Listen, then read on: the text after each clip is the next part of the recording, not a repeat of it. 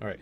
I'm assuming you guys can hear my voice though, since you responded to me. So at any point, just tell me about audio levels since this is a test. Okay, did earlier. Okay, that's probably because I swapped to YouTube. Okay. All right. So with settings out of the way, I can now kind of confidently say, "Welcome to the very first stream." It's going to be a test stream. So this is just super casual. That's why I didn't make like any announcement on it. But for those of you who came, I appreciate you like being very diligent. All right, so let me look at the chat very quickly. Have you thought about analyzing fighting game characters? I have. The thing is that with fighting games in particular, it's still like a new thing for me. Like it's something I've recently got into.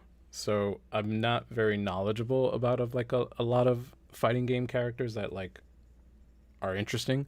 And any fighting games that I have played have like been characters from like other properties like Dragon Ball Fighters, Super Smash Bros, that stuff.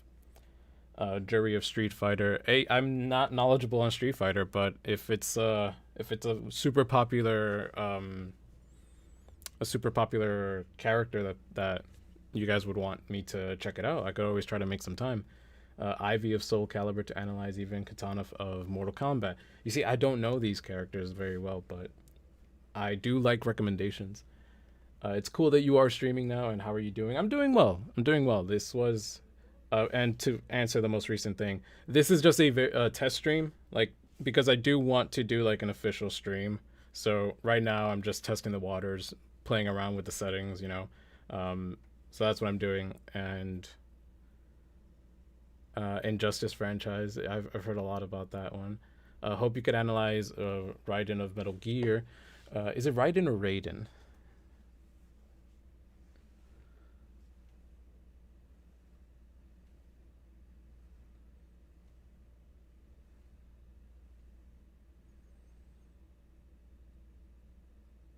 All right, I'll wait for you to correct me on the pronunciation. But uh, now that we're here, might as well like test playing the game a bit.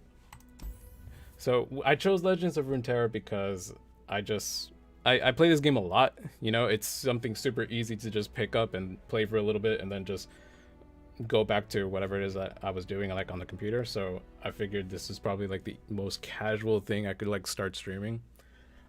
These are my decks. A lot of these are old and outdated, but I like to give creative names to my decks. This one in particular is called Burn Viego Down because I just despise Viego. If anybody here is familiar with Viego, the character, the Legends of Runeterra iteration of Viego, I'm sure you'll agree with me that he's a bit of a mess. Let me look at the comments. Any Sons of Big Boss to analyze after Big Boss and Ocelot in Metal Gear. It's pronounced Raiden. Okay, thank you. And Ocelot seems like an interesting character. With my experience with Metal Gear has been limited because I got the collection, like the PS3 collection, and I decided to like just play the games chronologically. And I have not played all of them. I've gotten up until Phantom Pain, so like I've seen almost everything almost up until the end of Big Boss's era, and I still have a long way to go with that franchise. So that's why like I'm still a little bit kind of like of a novice, and that's why I started with Big Boss in terms of making a video because that was the character that like I started out with. Okay, so let's play a game. Which deck would you guys like to see? Just pick any of these. If LOL made a boy band like KDA as a girl group, who'd be your chosen male champions?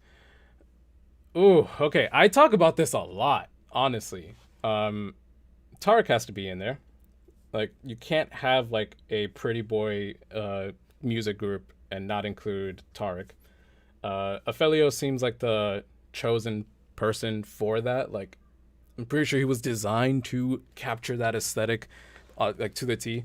If anybody doesn't know who these people are, and are just here to support me, which I definitely love. Show unowned. I don't have every card. Where are you? Aphelios is Mount Targon, right? Yeah, this guy. So this guy, you know, take one look at him. I'm pretty sure he was purposefully designed to capture that K-pop boy aesthetic, so he definitely has to be in there. Like, I just don't see any reason why they wouldn't do that. The next pick, he's not in this game, or at least his the current version of him is not in this game yet. But I would say probably Yone, and not Yasuo, because I know Yasuo is like Riot's new, like, what's the word, or what's the phrase? You know, like a character that a franchise just does not want to ever let go of, and like they make so many things, like so many spin-offs or so many like other types of media, you know, just because the character is that popular. Like Yasuo is that person, and you got a point. Yasuo is already in true damage, so there's the excuse of not like using him. But I also think like somebody at Riot would have to like come to the conclusion that, okay, we're kind of like overusing this person, so let's use his brother instead, Yone, who is almost the same. They're golden boy. Yeah, that's a good way of putting it. Yasuo is one of their golden boys, and I would say Ari is also like one of their main go-tos. All right, so I'm feeling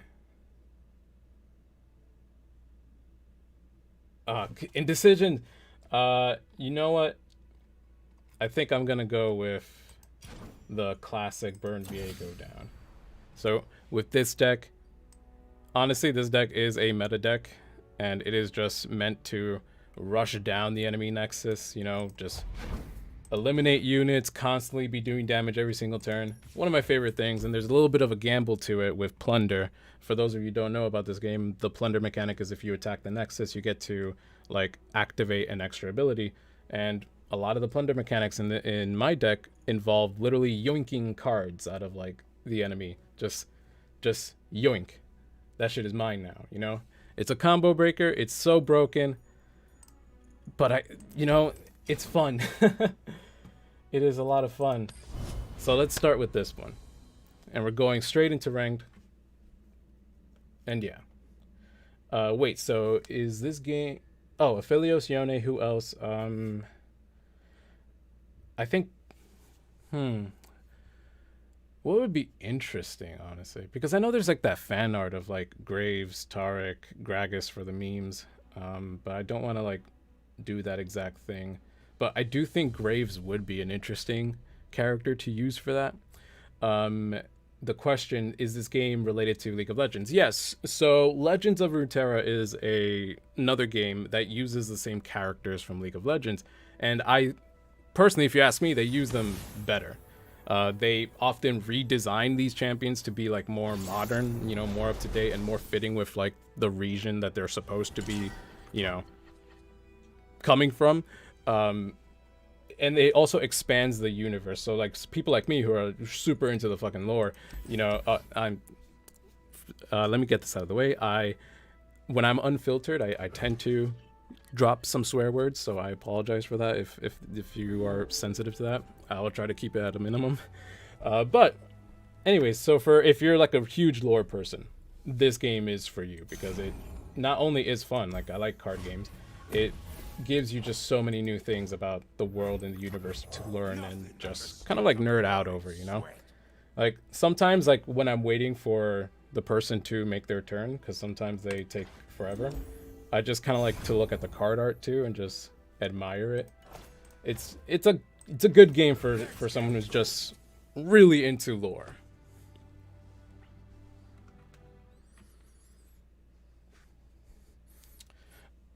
You mean nab ability. Nice. Plunder, nab is a good card effect. Yeah, that's exactly what I'm talking about. They're perfect as a boy band. Yeah. Aphelios, Yone, Kayn, Ezreal, Talon, Set, and Varus. Varus, my boy. My baby boy. So I used to play a lot of League. I don't play it as often anymore, but I was around for like a while. The video that I'm going to upload today kind of like talks a little bit about that too. And I think it was like back in season 5 or 4. I was really into Varus because Varus is just he's a champion that is just pretty unique from like the others in his role, like the same role that he occupies. Because like a lot with ADCs, and I'm explaining this assuming there are people here who don't know about it. With ADCs, the common theme is that they are ranged people that just attack and attack and attack. So you just do an auto attack and you have abilities that just kind of like supplement that. Varus was kind of like the first to do something different, where like the focus wasn't entirely on just like doing auto attacks. You actually had to aim and snipe people from a distance, and that just made it so much fun. Like I loved Varus during that time, and I still do. It's just a shame that like League is like it's super meta heavy, and Varus is just like fallen out of the meta for like some time. So it kind of is disappointing, because like you have this super fun champion, and then you're also kind of just shooting yourself in the leg because like there are just other champions that are objectively better in terms of like kits and what they do, like the design of their abilities, I mean. But I love Varus, man. Like that's my boy. Let's see what else has been said. Really love the Broly video. Thank you. That video has been in the works for a long time.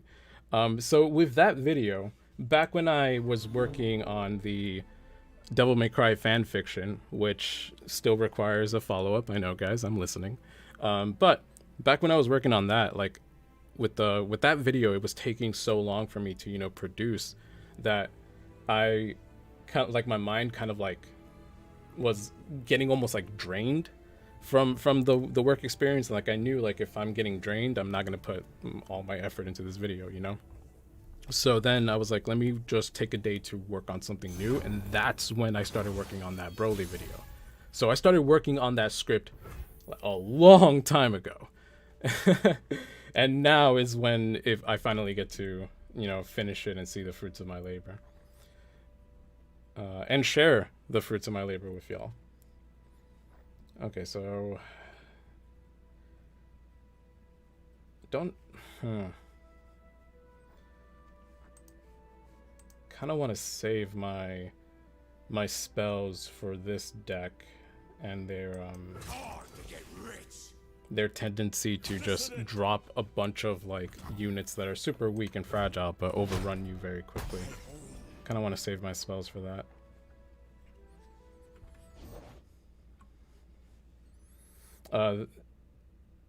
Let's see. I enjoy the labs part of the game. Are ranked good. I have not dabbled much in multiplayer. Oh, okay. So with ranked, I mean, the thing with ranked in any game, I feel, is that there's always going to be the issue of like a meta, where it's like you'll find a lot of people repeating the same exact thing because it's just really good, right? So I think Runeterra definitely has that issue. And wow.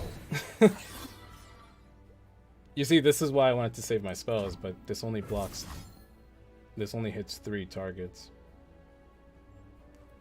So either way, I'm gonna... Oh, do I risk it? Because if I put him here to block, I'll lose him. This thing targets things randomly, so there's not a guaranteed chance that I'll be able to eliminate these 2 with this spell. Screw it. Gonna risk it for the biscuit. Damn. Alright, I lost a unit. But back to the question. So the issue that I have with like ranked is just the fact that you'll see a lot of the same thing, a lot of the same decks. So it can get annoying in that case, and there's some people that kind of like, there's some players, even though there's no like chat in this game, there are players that try to annoy you, such as doing this. But they'll annoy you with these emotes, So the one that they like to spam is Braum. Those people are just assholes trying to like get a rise out of you. So like if you don't care about that, it's not an issue for you, but what I tend to do, which I forgot to do now, is I tend to mute this because, you know, sometimes you get super focused and then that kind of like breaks up your concentration. It's an actual tactic for some, but there are some people that just want to be, you know, annoying. Alrighty. But that's like my critique of the multiplayer. It's really, you'll probably just end up seeing a lot of the same thing, and that's really the only downside. And you'll end up starting to hate certain champions. Like, I hate Viego. I despise Viego with a passion. Yeah, that's my critique on multiplayer.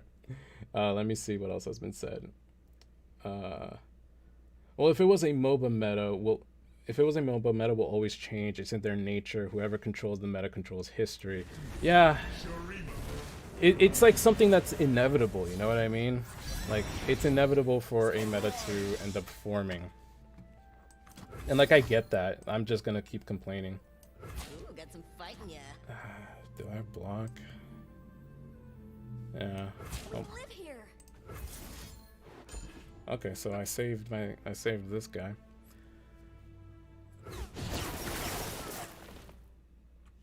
He who controls the meta controls history, though. I like how you put that. You had a really good transition in there. Love the details in your videos. Thank you so much. Thank you. I really try. Those Devil May Cry videos are also good. Thank you. You know, when I first made that. Give me a second. Did I plunder? I did not, right? Yoink. Okay, so when I first made my my Dante video, right? Oh, that is scary.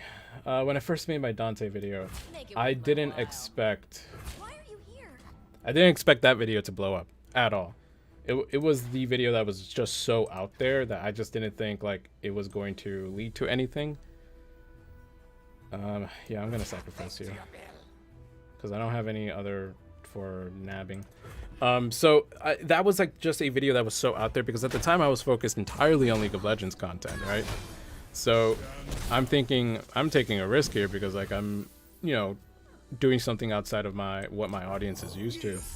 But I figured, you know, this is a video that's fun, you know, like I'm actually enjoying talking about, you know, a favorite character of mine. So I said, what the hell? I'm gonna do it anyway. And I made it. And that one also took a while to produce. It was like it was kind of like new, like what's the word? Uncharted territory for me.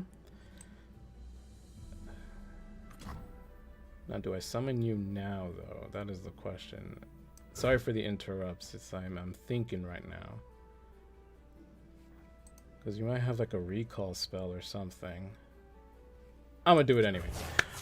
So where was I? Where was I, guys? Oh, that was the wrong thing I wanted to bring up. I wanted to bring up the chat.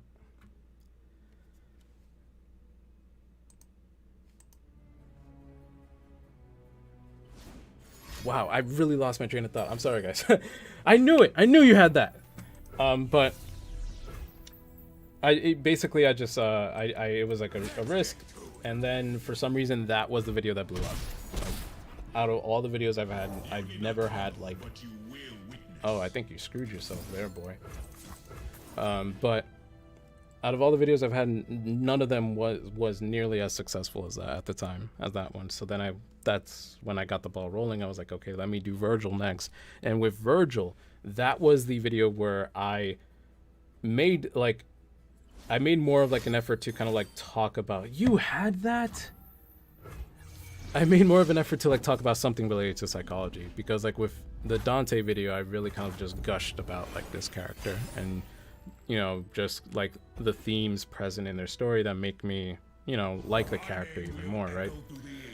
With Virgil, I was like, okay, let's actually like analyze Virgil. Let's talk about this man. Let's talk about this man's traumas. Yeah. And that one is still the most popular Devil May Cry video I've ever created. Do I risk you? I'm not super attached to this monster. this unit. I call them monsters because Yu-Gi-Oh, but I'll take it. So that Virgil video is still the most popular video. It seems like the audience truly enjoys Virgil, like the Devil May Cry community.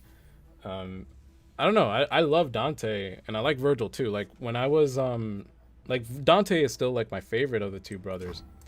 But when I was doing my video on Virgil, like I found myself like relating so hard to Virgil, you know, like that kind of like self-imposed pressure to kind of like always try to like be in control and like make sure you come off in a certain type of way, you know, like make sure that, because Virgil is that like very conscientious character that like wants people to be aware that, you know, I'm hot shit, you know? So I can at the very least relate to like wanting to, let me block with this. So I can at the very least relate to that need to like have people view you in a positive light, you know, like whether it's like making sure that they know that you are hot shit, or like if at the very least like they they understand that, okay, this person is friendly, this person's not a threat to me, you know, like I can kind of like relate to that stuff, you know what I mean?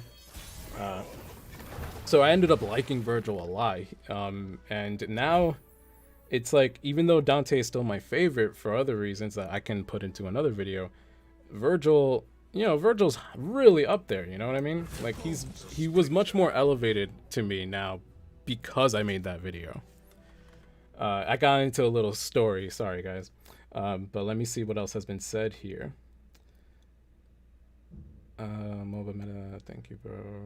So who's your favorite character in LoL? Okay, my favorite character in League of Legends. It used to be Azir. It used to be this guy. In terms of character design and gameplay, like it was Azir for like the longest. I really liked his playstyle of like summoning things and just kind of like taking over territory, like by taking control of like enemy resources, like the turret, right? Like I just really enjoyed that. But League has like nerfed this man into the dirt so many times that it's like my skill level is not where it needs to be for me to fully enjoy playing Azir. You know what I mean? Like Azir is such a late game oriented champion that it's like you can literally run out of time before you even start feeling the power that is with Azir. You know what I mean? So it used to be him, but then it just fell off. You know what I mean? And victory! I'm a little awkward right now, guys. This is my first stream. I'm sorry. I'm trying to also be entertaining. But we got a win, though. We got a W. But it used to be Azir for that reason. It no longer is. And now, back when I was making League videos, I had like a little mini series talking about like my favorite League champions. Nowadays, I would have to say, and I feel dirty saying this, it has to be Set. Like, I really like playing Set. Like, Set is so fun. And I recognize that Set is a character that can enrage people because he's just someone who doesn't die. It's super easy, you know, like when people say brain dead champions, like I can understand why they would think Set is one of them, but he's so fun, and I can't, like, I just love that so much. He has a move where he literally takes the enemy and like suplexes them into another enemy. Like, how can you expect me not to like that? So I'd have to say Set. In terms of gameplay, Set is now my favorite character. Favorite character in League of Legends. In terms of like design and lore, that's a little bit harder. That's a little bit harder to say. But no. I'll give you an answer. I would have to say my favorite character in terms of like lore is Misfortune. I absolutely love Misfortune and Bilgewater, the whole region in general. Like the update that they gave this champion was just so, what's the word, monumental, you know? Like before, Misfortune was just like, hey, I'm the super sexy seductive pirate lady, you know, and there's nothing wrong with that, but like that's all that there was to her character. And then they decided, let's make her into this one of the single most badass characters who to ever exist. Let's make her take down, spoilers for the lore, let's make her take down a pirate emperor, you know. Let's draw comics of her like now transitioning to becoming the only real power, like the only real authority in Bilgewater, you know.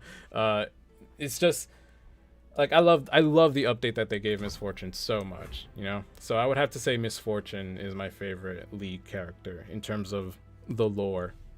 And in terms of like design improvements, like they really stepped it up, you know, because she actually looks like a pirate captain, you know, like now she actually looks like that as opposed to like being purposefully designed to just be a sexy anime woman, you know what I mean? I'm not greedy. My friends though. The thing I love with your analysis videos is how you make every character feel relatable. That is one of my intentions, actually. So, because with the champion analysis videos, right? Like, by the way, fun trivia fact: the reason why it's called champion analysis is because I used to analyze League of Legends champions, but now I just kind of like refer to any video game character as a champion that's worth analyzing.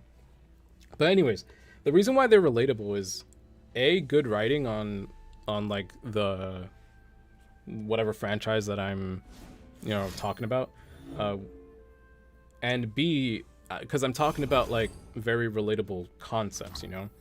Like my intention is to teach you something about like what I learned, you know, through college, in terms of psychology. I want to like express that, and have people become more aware of these topics. And when it comes to that, those topics are super relatable because they deal with the person, right? They deal with the individual. So when I take something that's super relatable like that and then like apply it to video games to help people kind of like reflect on their own life experiences, it kind of creates this nice feeling where it's like I'm learning something new, but at the same time it doesn't feel like it, you know. And it doesn't necessarily mean like you're learning like some textbook stuff. It could just be like, oh, the struggle that this character is going through, like the struggle that I'm highlighting in a video, I recognize that, like I identify with that a little bit, you know, like now that it's being put into these real world contexts, you know. So that's the intention. Like I try to make something as far out there as like aliens that can destroy planets, you know. And I try to make that super relatable in some sort of way. Okay, so I don't, this person would not have put this card here unless they have some sort of like fallback, because this thing is a scaling monster. This thing is a beast. This is a unit, you know. I don't know why they would risk it unless they have something. But this ain't my card because I yoinked it from their deck, so I'm just gonna use it here to see if I can get rid of it. Now we wait.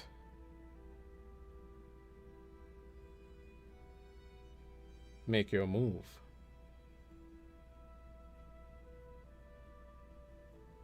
Make your move.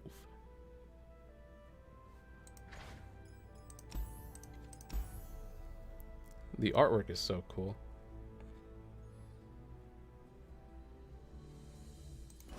Did they make their move yet? Okay. Okay, at the very least we got them to use that. And now you're at 1 HP. Haha.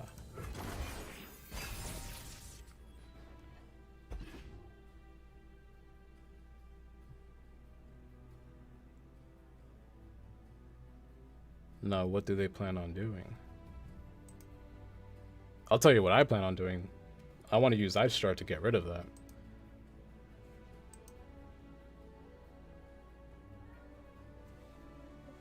If you hear a meow in the background, that's my cat.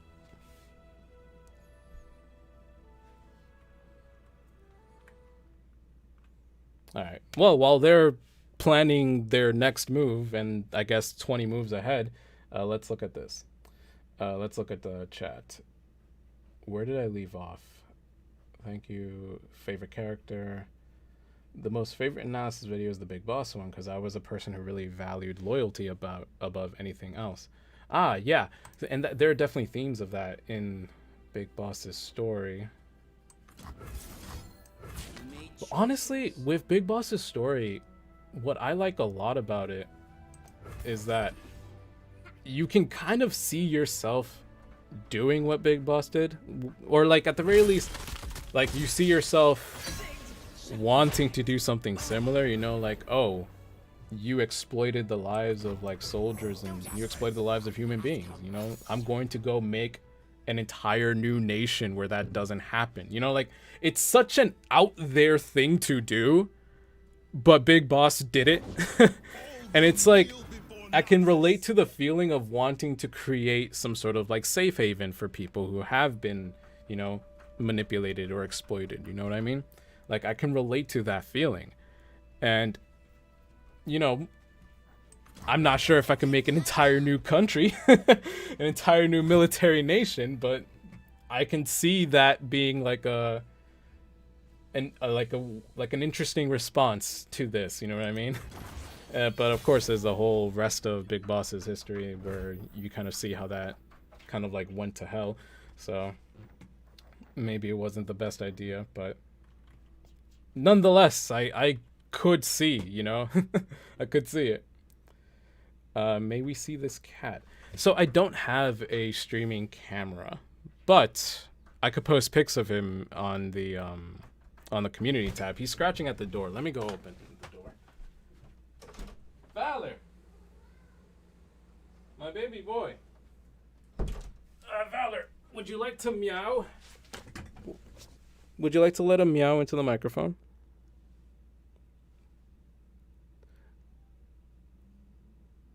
No? No? Alright, he's not feeling social, but his name is Valor. And if you're wondering, I did name him after a bird. There's a lead character called Quinn who has a bird companion called Valor. And that's exactly where I got the name because at the time, I was a Quinn main. So I wanted my own Valor. And that's why his name is Valor, even though he doesn't really embody the meaning of that word very well. Any little thing he starts running. He's a spoiled prince, but I love him.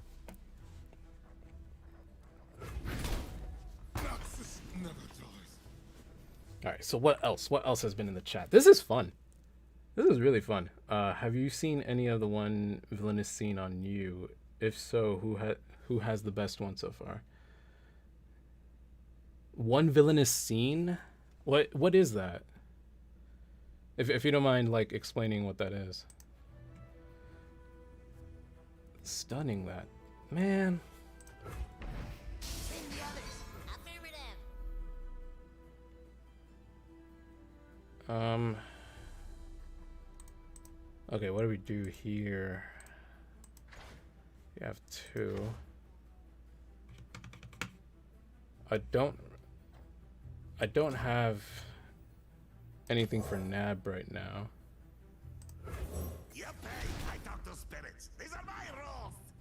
Yeah, I don't have anything for Nab right now, so I'll throw you into combat. Black market merchant.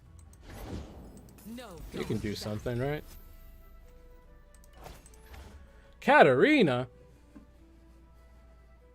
I mean, I'm gonna attack anyway. I doubt you'll put Katarina in danger.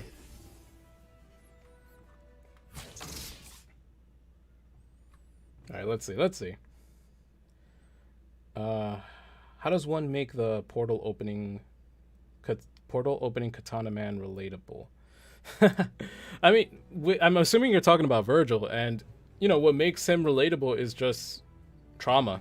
You know what I mean? Like, because he's someone. If I put it into more generalizable terms, he's someone who endured like something like a very traumatic physical pain and emotional pain too, and it's what caused him to want to be in control of his life, right? Like he was put into a position where he was super vulnerable and he wanted you know, he felt like he didn't have any control over his life, so he wants control now by being the best, you know, like by making sure that like almost every aspect of his character lets the world know that, hey, I am capable, I'm strong, you know. So like when you put it in generalizable terms like that, I feel like anybody, you know, can relate to that feeling. So like even though he is a portal opening katana, Valor, what are you doing? He's climbing the radiator.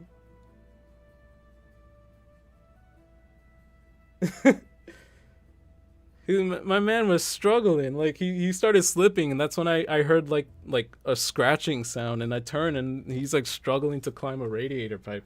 Okay, but the whole portal opening katana stuff, you know, that's extra stuff to like definitely make him cooler and anime stuff that we all love to see. But at the core of his character, you know, that's all human. You know what I mean? That's very human emotions.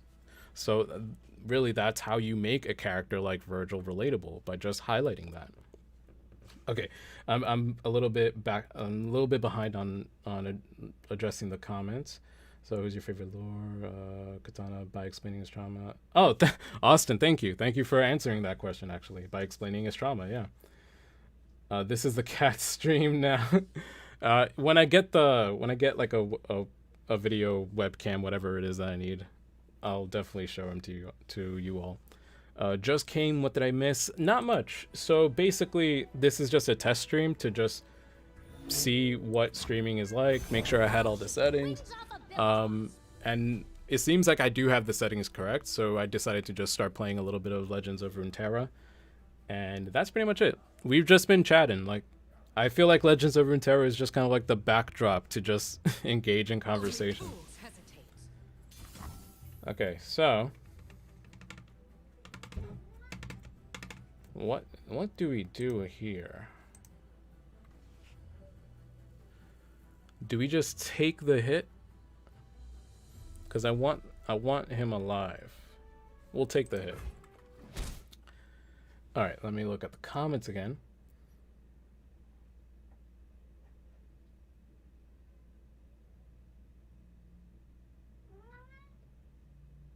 Okay, it's a thing on YouTube where, hey, no, do not scratch this chair. It's a thing on YouTube where a lot of creators break down one of their favorite villain scenes. Ah. Okay. A favorite villain scene. So this is definitely something that whenever I'm asked like a question like what's your favorite anything, like I need to like process that question. So it might take me a while, but let me see if I could just think of something like off the dome. A favorite villain scene. Okay, let's think. Movies? I haven't seen a lot of movies recently, actually.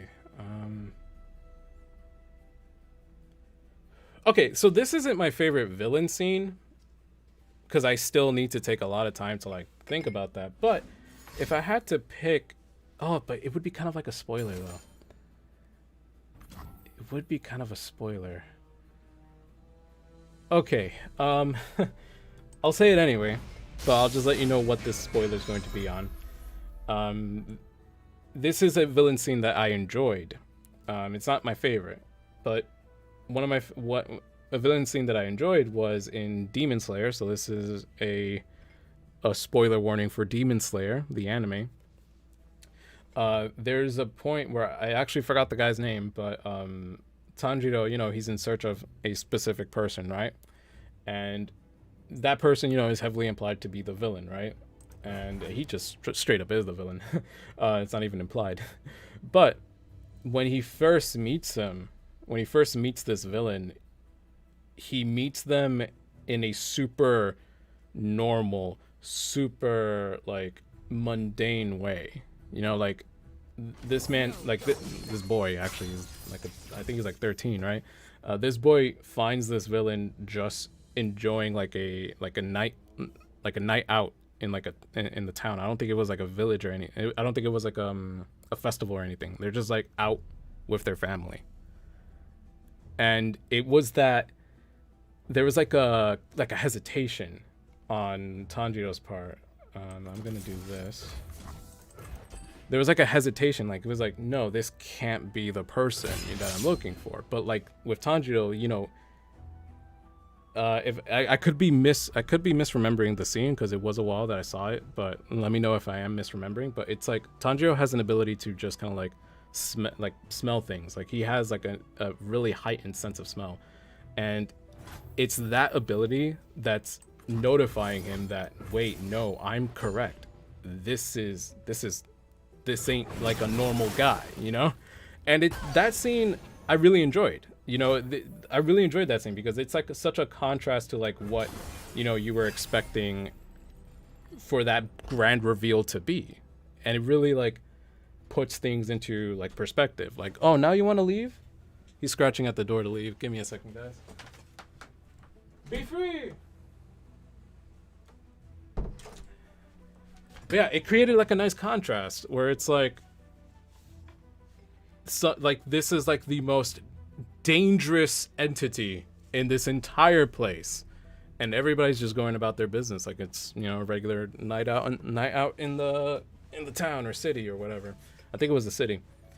So yeah, that's a villain scene that I really enjoyed, like the reveal of that villain from Demon Slayer. It was pretty good. All right, what else? Just came. What did I miss? It's a thing. Yeah, there's been new. The first time I saw Dante and Virgil, I was thinking that both of them are some two lunatics who fight to prove who is the strongest. But when I know their personal backstory, I really feel them now. Yeah. Like now, I think why Dante always acts cool and happy is because he tries not to relive his dark past. That's something that I also want to like highlight in another video. I mentioned in the... Am I gonna summon anything? Well, I am. I mentioned in the Lady retrospective that I have like I've been having thoughts on kind of like doing like a Dante remastered video where like I focus more on the character and like certain themes, certain psychological themes with how he carries himself, you know, what he does, all that stuff. And one of the things that I wanted to kind of like highlight is that, you know, Dante seems like, you know, wacky woohoo pizza man, but when you just take a second to pay attention to him, right, you kind of see that he really doesn't have much, like, what's the word? It's gonna sound like I'm saying this for the meme, but like it really sounds like it seems like he doesn't have much motivation, right? Like it kind of seems like he's just going through the motions, you know. What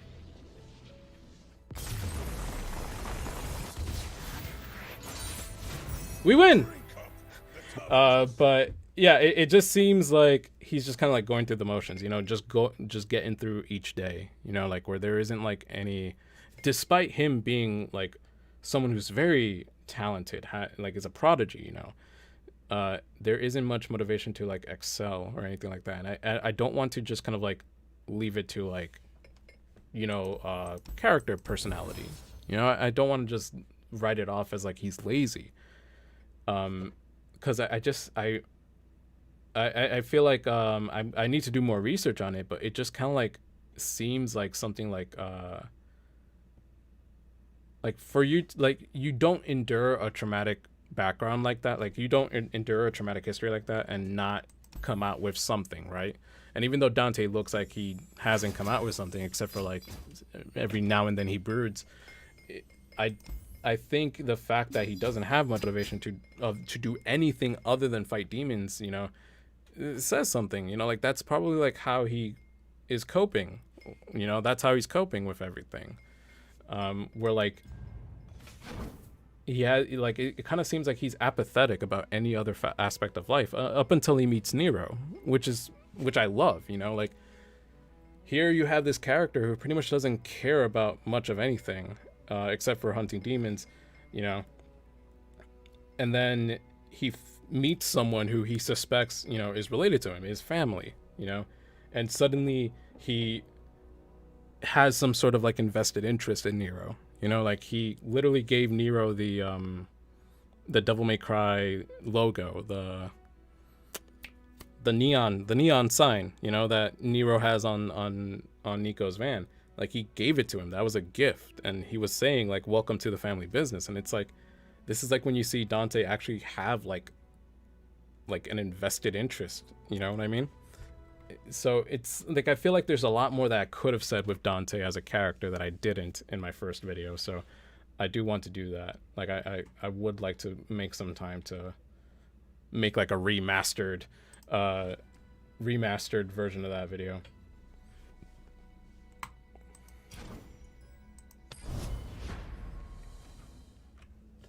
All right, so how we doing? How we doing with this test stream?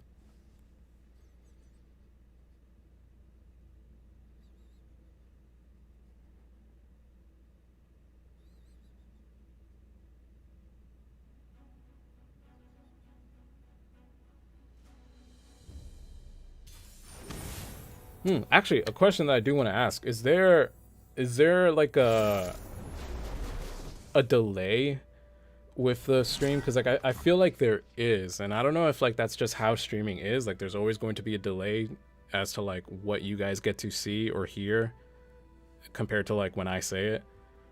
So like I just want to know, is there? So that way I don't interpret silence as like just like, oh, I don't know. I don't want to misinterpret silence. That's what I mean. Okay. Actually, I just realized with the question I asked, there's no way for me to... there's no way for you to actually answer that to me.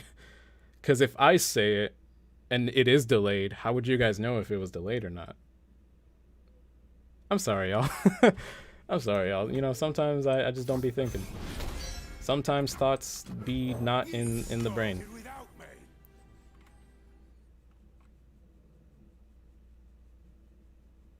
It's a... okay. Okay, so there is one then. I'm not sure if that's anything that I can control or not.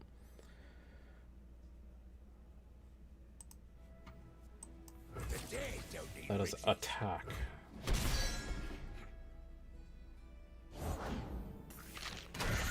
I don't know if anybody here does this, but maybe I can like demonstrate this when like I could get a friend on stream. But when I play Legends of Runeterra with my friends, because we grew up on Yu-Gi-Oh, like we straight up like pretend that we are like like Yu-Gi-Oh characters or something. It's a lot of fun, honestly. Like because I am a little bit more competitive and aggressive when it comes to playing this game, my friend considers me the Seto Kaiba, and because my friend, who doesn't really play this game often, like he doesn't play ranked and he prefers to make like meme decks, my friend somehow through the grace of some higher being finds a way to win. And it is like a Yu-Gi moment. It is a Yu-Gi-Oh moment, but it's instead of cheating, it's just they found a way. Like, let me tell you. So, for those of you who don't know about this game, Teemo in this game, you know, his mechanic is that he puts shrooms into your deck. And so like when you draw a card and if there's a shroom on it, you take damage equal to the amount of shrooms, right, that were on that card. And he loves that thing because it's annoying and he just likes to troll. So this guy built a deck that is competitively not viable, right? But the meme is that he will evolve Teemo and make 2 copies of Teemo, 2 ephemeral copies, and then strike your Nexus with all 3 of them.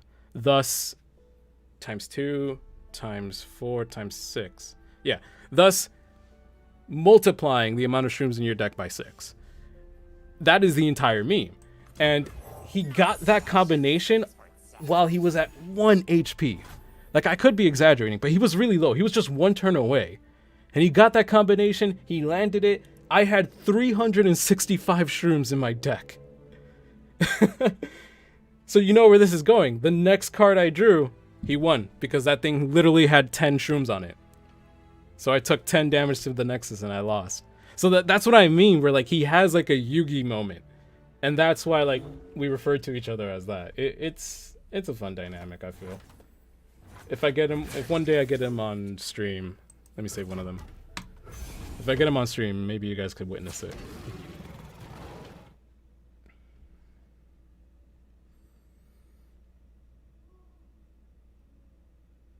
I do that too with Magic. Yeah, like it just makes it more fun, right?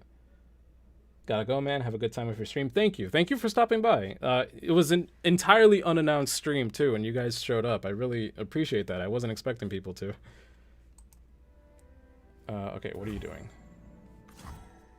Ah, you're striking this. Okay. Let me go back to that.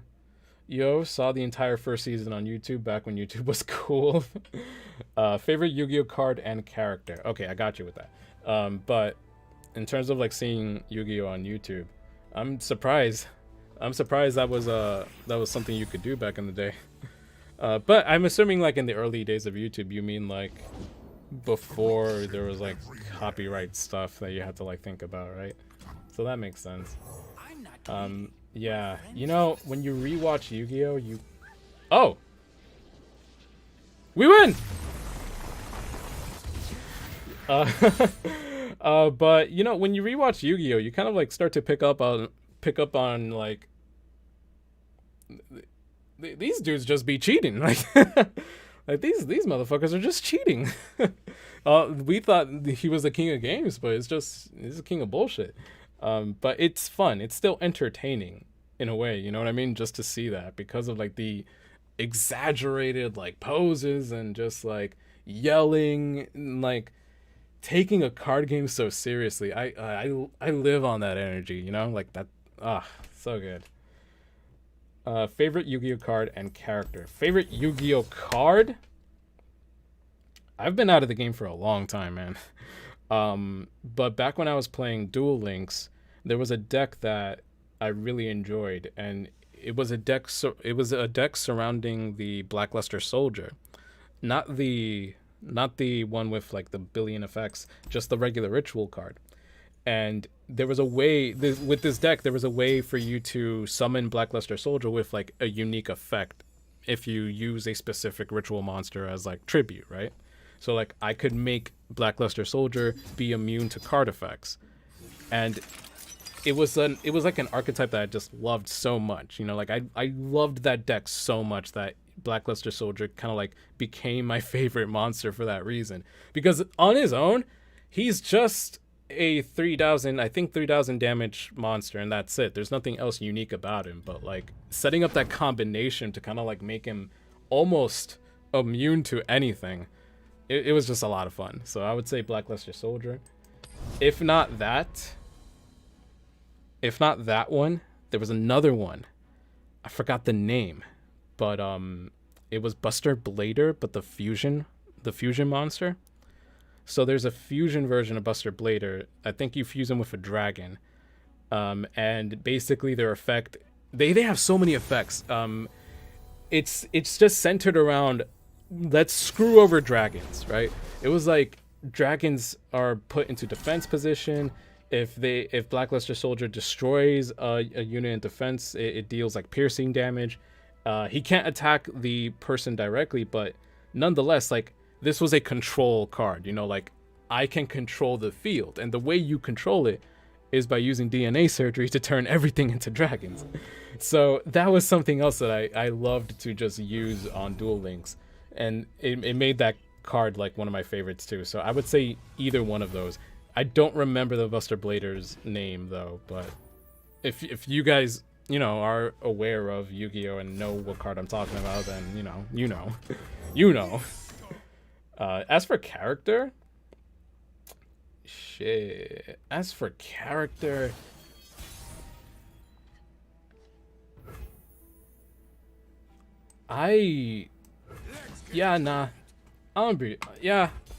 gonna be real. I'm gonna be real with you. Kaiba just has a special place in my heart. Like, Kaiba's incredibly problematic. Don't get me wrong, he's an incredibly problematic person. But the I have to respect this man's game, you know, like he wants something, he will get it. You know what I mean? Like I have to respect that drive that he has. And for those of you who don't know Kaiba for whatever reason, Kaiba is like the main rival of the first season, and he's just this super confident but also super petty, super like sarcastic and rude person, you know, like he is someone that he is a rival that you definitely want to beat, you know, like just to shut him up. But he also just has the skill to back up his shit talking, you know? And I just have, I don't know, there's a special place in my heart for characters that can do that can like do that, but also just not be like villains, you know what I mean? Because that's another thing about Kaiba is that he's not really a villain. He's just, all he cares about is just improving his own skills, right? So there will be times where he does work with the protagonist, right? So I kind of like characters like that where it's like they think they're hot shit, they kind of are hot shit, and they're just super motivated. You know what I mean? Like they got the motivation, you know. So Kaiba holds a special place in my heart for that. I mean, if you saw the most recent movie, I mean that movie's old by now, but the most recent like movie involving Kaiba and the original Yugi characters, like this man is so petty and driven that he managed to just defy literally the laws of that realm, that world, and summon a monster that left that dimension, you know? Like he summoned a creature that literally no longer existed in the world. So I gotta respect Kaiba, man. Like that's my dude. I love Kaiba. I'm gonna stop being apologetic about it. I love Kaiba. And Kaiba has the drip. Let me see what else has been said here. Absolutely. Silent Magician and Joey Wheeler. I like the Silent Magician. That he has a really like that card and like its whole like mechanic, like leveling up stuff. Like I enjoy that. I do enjoy that playstyle. And Joey, yeah, I can see that. Joey, you know, I feel like you have to go out of your way to like hate Joey. He's just a dude, you know. Like, he got your back. He a day one, you know. He's definitely a day one. Like he will ride or die with you. And there's something, you know, just very wholesome about that, for lack of a better word right now. I can't think of anything else. What else? Back in high school, I was a big Kaiba fan, partially because classmates would say I looked like him, but had a whole aggro. Is that what you were trying to write? But had a whole aggro Red Eyes Black Dragon based deck. Wow. So you looked like Kaiba, but you used the deck of like someone Kaiba hates, which is kind of a Kaiba thing to do if you think about it. Hell yeah, Bleeding Edge dual disc. Nice. I like the fact that there are people here who do remember Yu-Gi-Oh fondly, you know.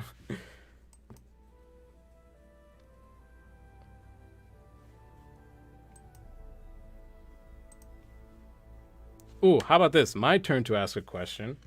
If you play this game, what is the region that you guys hate the most? Because I can really get salty. I can definitely get salty and spend time talking about that. Do I want to summon this right now? I doubt he has any removal for this right now for 3 mana. The only thing I can think of is Grasp of the Undying. But even that won't kill him. Did I plunder? This is the start of the round. Okay.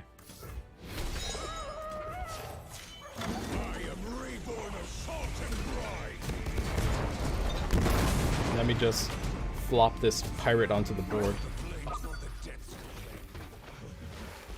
What are you gonna do? Make your move, Thresh. Make your move. Oh, Thresh is also something else that I do want to like talk about, but I feel like it's been said before already. Like for a video, I mean. Oh, I did not think that. Oh, okay. Okay, well played. I didn't think about that. I didn't think about getting rid of the barrel.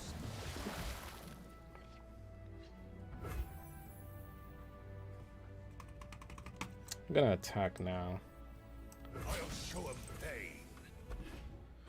Alright. Composer, probably a bleeding edge dual disc. Third-rate duelist with a fourth-rate tech. I don't really know this game. Okay, this game is fun. Like, if you enjoy card games, I would say this is a pretty fun game.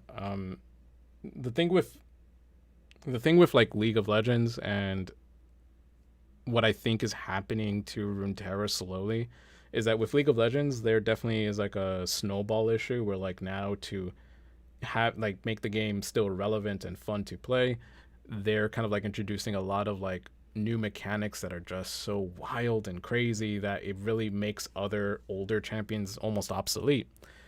And I'm kind of feeling that Runeterra is going to get there eventually, and I think Viego is the first sign of that. Like, Viego is the most overtuned card in this entire game.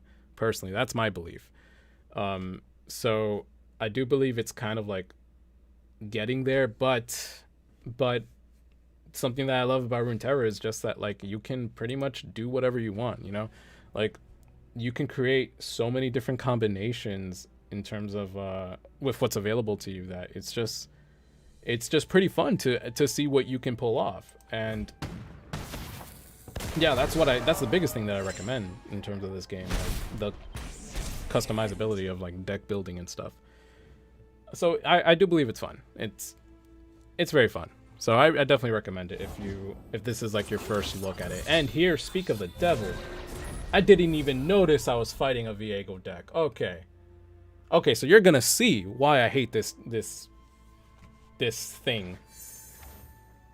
But yeah, I recommend it. It's a fun game.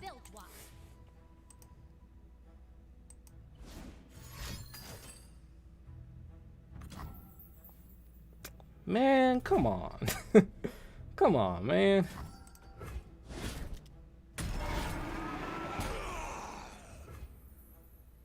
Oh, something else that's really fun about this game. Here I am trying to sell you the game. Something else that I really like is like how animated everything is. You know, like characters, every character has a voice line, you know. Some characters have interactions with each other. So like when you place another card that is remotely connected to this card, like they'll have a small conversation. Well, not a conversation. They'll like say one thing to each other, right? And it's like little touches like that that are really cool. You know, you could level up champion cards, and those level ups have unique animations to them, and it's a very pleasant game to just observe too, in my opinion. So that's something else. Like it's a very crisp game.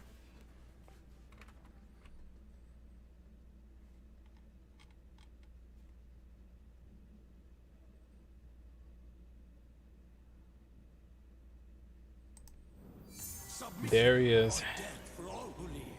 There he is. There be the boy.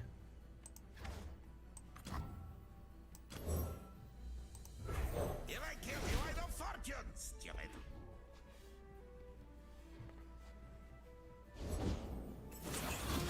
Here we go. Okay. I'm gonna pass. So right now I have 7 mana. On my next turn, I could summon the Dreadway.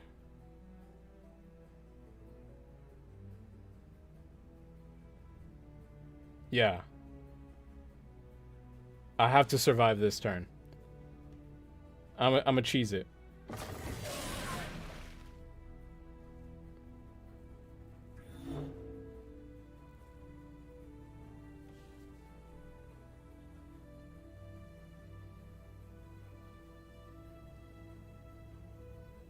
Once he's done making his move, I'll tell you how I'm going to cheese this.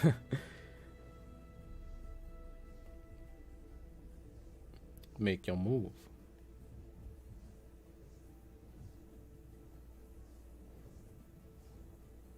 Make your move. Okay.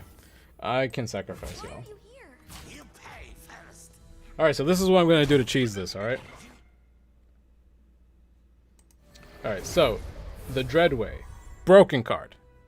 I'll admit, like, I'm complaining about Viego, but I'll admit the Dreadway is also a pretty busted card. But basically, you summon this thing, and it doubles all damage that you deal.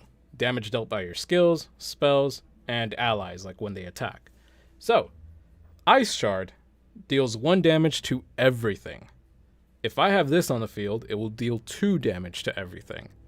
That includes the Nexus. And 2 plus 2 is 4. So that's how I'm going to cheese this. I just have to survive 2 turns. The ocean herself will fear us.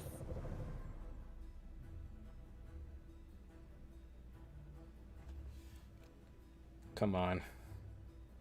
Just let me win. I mean, don't let me win, but let me win. Come on.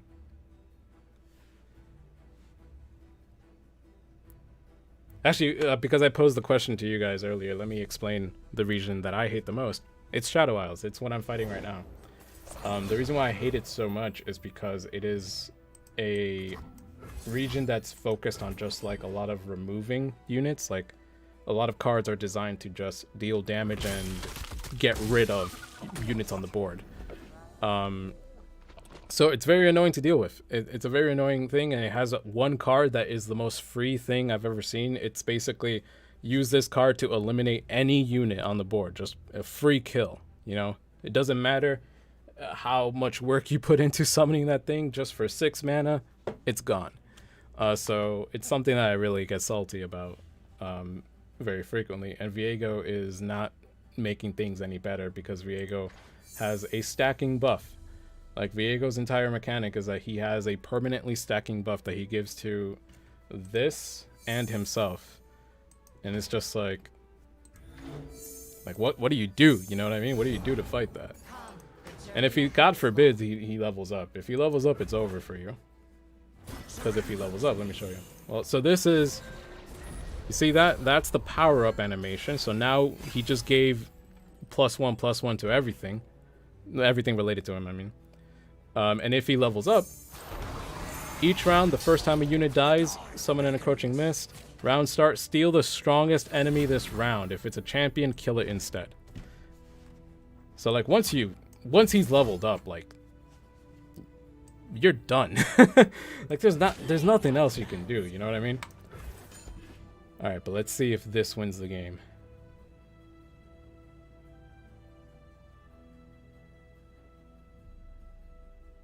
You don't, please. Please, this is the only way I'm gonna win. Something else the Shadow Isles has a lot of is draining stuff, so like they could like heal their Nexus. There it is. Ah, man.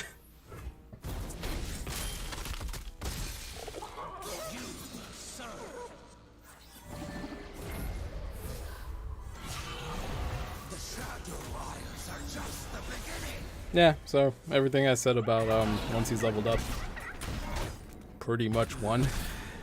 Yeah. Oh, but I could summon Gangplank. Okay. Okay, not everything is lost. We still in this, boys.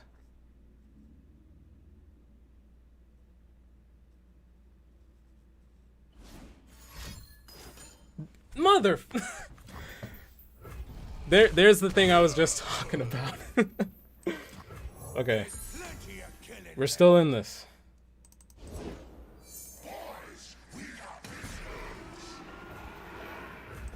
Are we still in this? We're still in this. No. Confidence. Honestly, the only thing I can do right now is summon my units and just attack.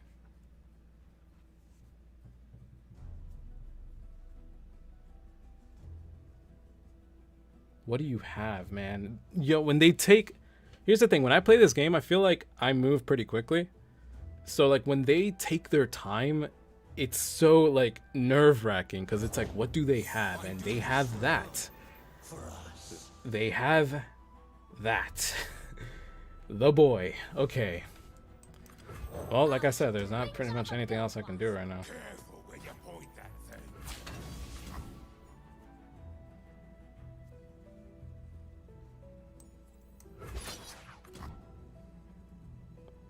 Yeah, there's pretty much nothing else I can do.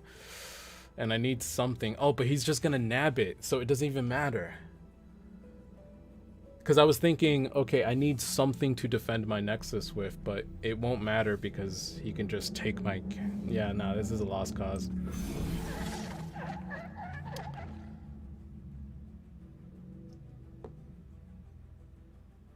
I mean, we'll see. Maybe we pull a heart of the cards and we draw something. But it is looking mighty dicey right now. You matter so little. Things are looking mad treacherous. Look at this dude. Look at this pretty boy. Viego is also someone I want to make a video on because he is the definition of red flags in a relationship, you know? And that, I figure he is a good character to just kind of like talk about that topic.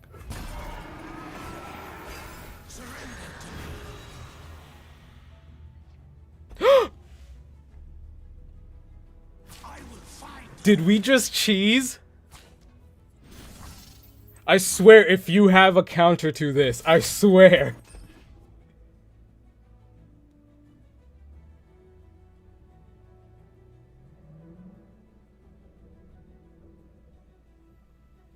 The suspense is killing me. Make your move.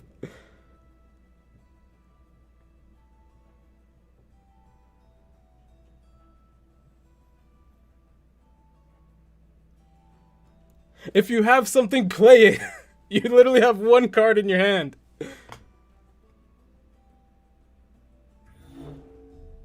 Or maybe they actually have nothing to counter this and they're just like screaming to themselves right now. No! Man. But imagine if that worked though. Imagine if that worked. Oh man, if that worked, that would have been the... Oh man. But very fitting that I lose to the deck that I was telling you that I hate the most. You know, so this is just more evidence to my point. But yeah, so you can see how dramatic this can get, you know. Alright, let's see what has been said. I can't play card because that requires thinking. Hey, I mean, you know, I recommend people, you know, do the things that they want to do, you know. So understandable. There's a dynamic between certain cards and characters. Yeah, like all the character interactions, yeah. Especially with the champions, you know, they kind of like give you like little lore hints, you know what I mean? Like I don't think we would have known like it's like very implied that Miss Fortune is like bisexual because she flirts with literally everything in this game. Like every human character she flirts with, you know? And it's like subtly implying it, or at the very least, she's just super flirty. Like that's just what she uses to her advantage. But it's just cool seeing that, you know?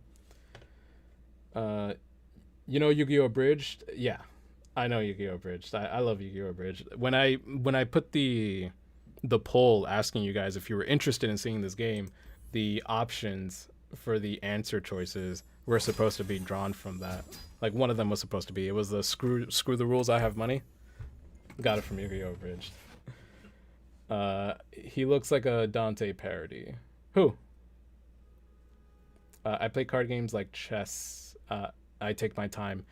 You know what? I can respect that. It's just me who like likes the fast-paced version, you know, because like I don't have to like sit with anxiety like, do they have something that's going to counter this, you know? Seems like settings are working. I'm super grateful for that, honestly. And I see that you're a Kiana fan. I am a Kiana fan as well. I love Yu-Gi-Oh! Bridge. Yu-Gi-Oh! Bridge is really fun. And I kind of see why.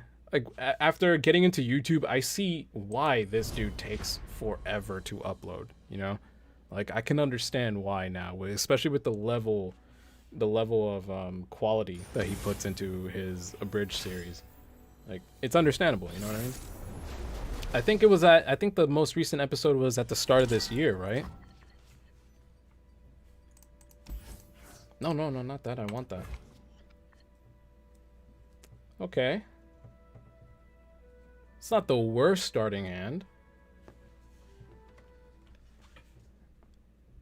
Viago. I don't know about you guys, but the abridged series was never funny to me. Okay.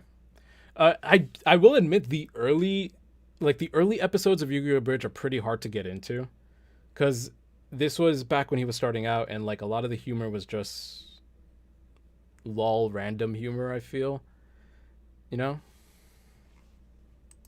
So it's like I can understand why people like maybe weren't really drawn to Yu-Gi-Oh! Bridge when it first started out, but I'll say it's gotten better. Like, it's pretty witty.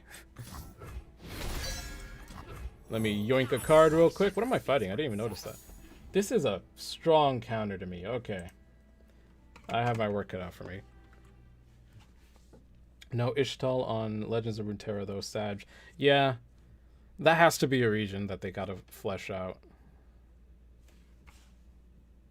Like, I don't see them ever releasing Guyana unless it comes with an entire region expansion.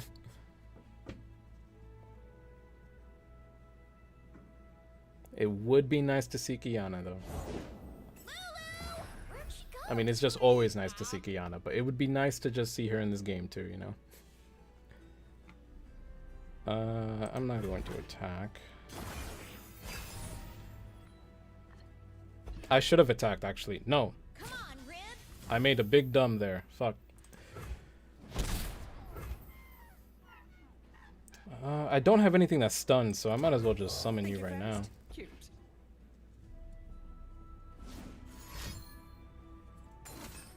Oh, okay. I mean, hey, better your card than mine, I guess.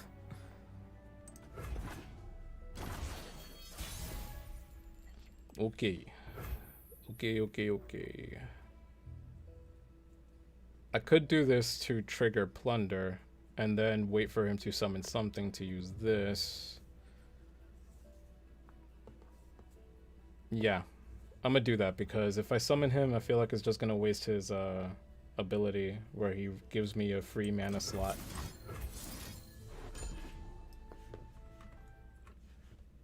BRB, take your time.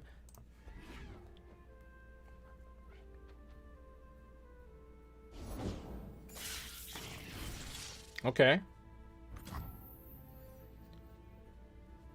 Now the question is, do I use this now on that? I feel like it's... No, I feel like it's too much damage to like waste on something small like that.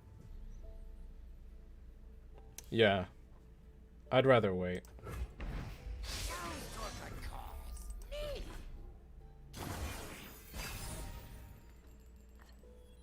This way. Go. Okay. Yeah, we're losing. We're losing you. Denied. The very least we could get rid of that.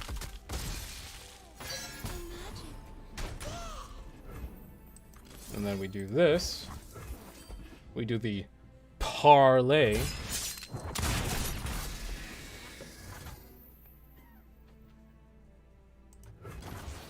Parlay. If you didn't get it, parlay. You know?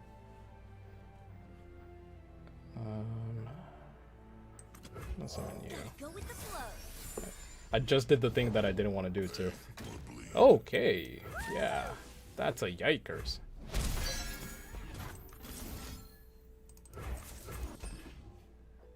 And then the next turn, we can use Ice Shard. And then I'm gonna summon you. There's plenty of killing left.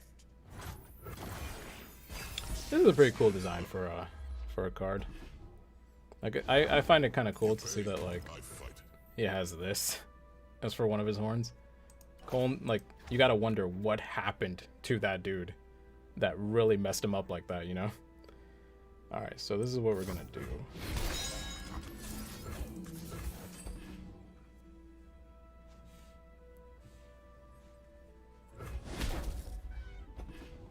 I know you want to attack. Time to work. Predictable. Alright, I went a little bit too quickly. I should have put this there just in case he had something. Okay.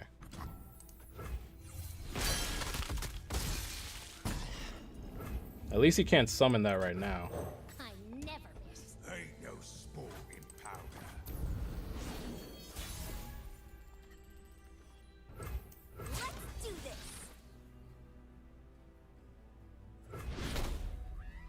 Boom, bam, boom.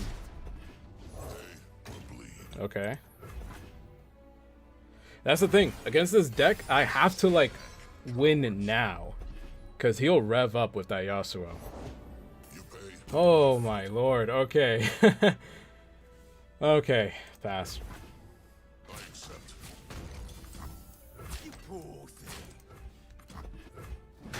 Ouch. Ouchie. How's everyone doing? Let me look at the chat. Is that a Pirates reference? Yeah. It's also a reference to the old Gangplank design, I believe. I'll shoot the wings off a Because like the old Gangplank was a lot goofier and would make puns like that. And okay. Come on, man. I'm just not supposed to move this game, apparently.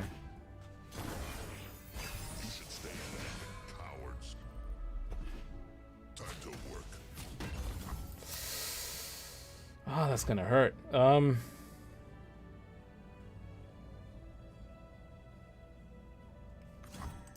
I literally have nothing to do right now, because none of this is going to get rid of that. It's not gonna benefit me. Gangplank. I know what I'm doing. I am reborn of salt and pride.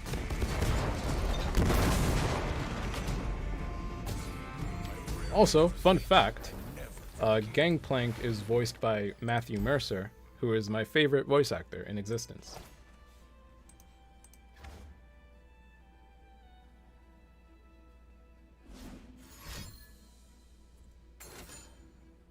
No! Wait. Okay. We're gonna do that. And we're gonna do this. I'm gonna take damage too, but at the very least I can kill that thing, right?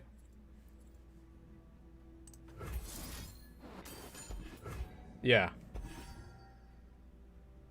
Like, I lost pretty much all of my other units, but they're stunned anyway. Wait. Not like this. Not like this! GG.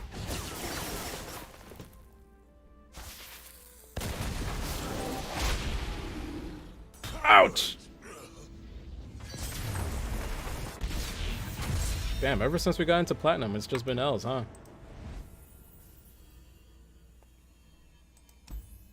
Really lucky that it doesn't go back to gold. Matthew Mercer really is the best. Yes, he is. Like, I just...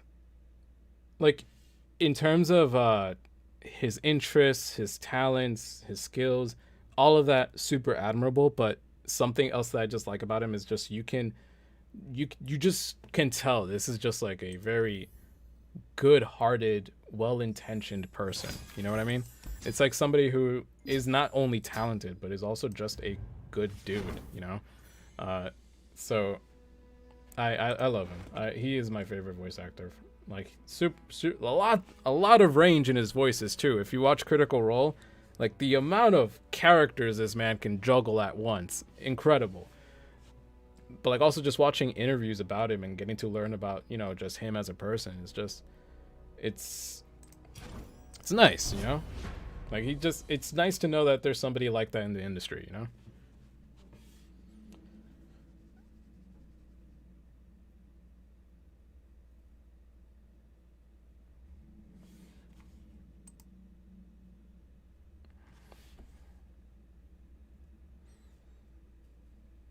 Okay, so let's keep the... Oh, wait. Somebody said something. I'm playing Guilty Gear right now and played against a character voiced by Matthew Mercer. Nice! I didn't know he was in that game. But, like, I feel like Matthew Mercer has kind of, like, reached that point where, like, now you can kind of find him in almost anything. Guilty Gear Strive. That's... My friend has been trying to get me to play that. But the thing is that my friend is like he's a prodigy when it comes to like fighting games. It's his favorite genre for that reason. Like, he's just really good at it. And he wants me to get Guilty Gear, but I tell him, hey, I'm still learning fighters. Like, like I need to slow down with these games, man.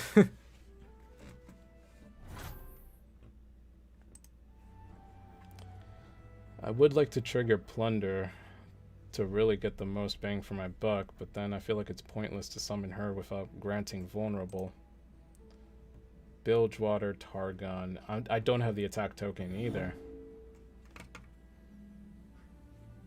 But I wouldn't have any other way of activating the nab ability for Black Market Merchant, so I'm going to summon him to attack next turn. It didn't matter. Okay. You point, I shoot. You know, I should have recognized that when I saw Bilgewater. Okay. A couple warning shots would be really useful right now.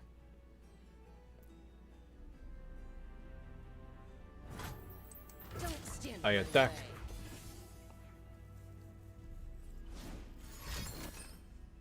Oh boy. Wow. That is quite the buff to give to that character. Wow.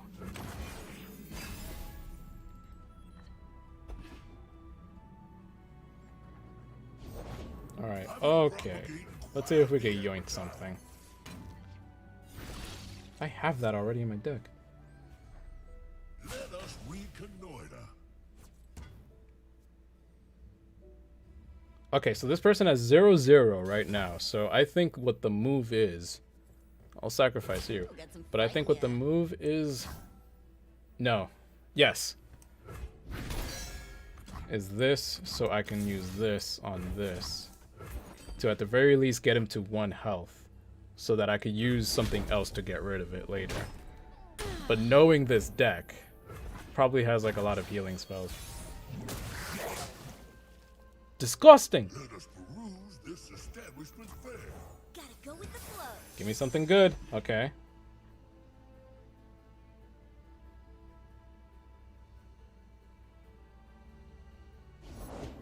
Put me in, Tommy boy! Oh, I'll be happy to accommodate, Pablo.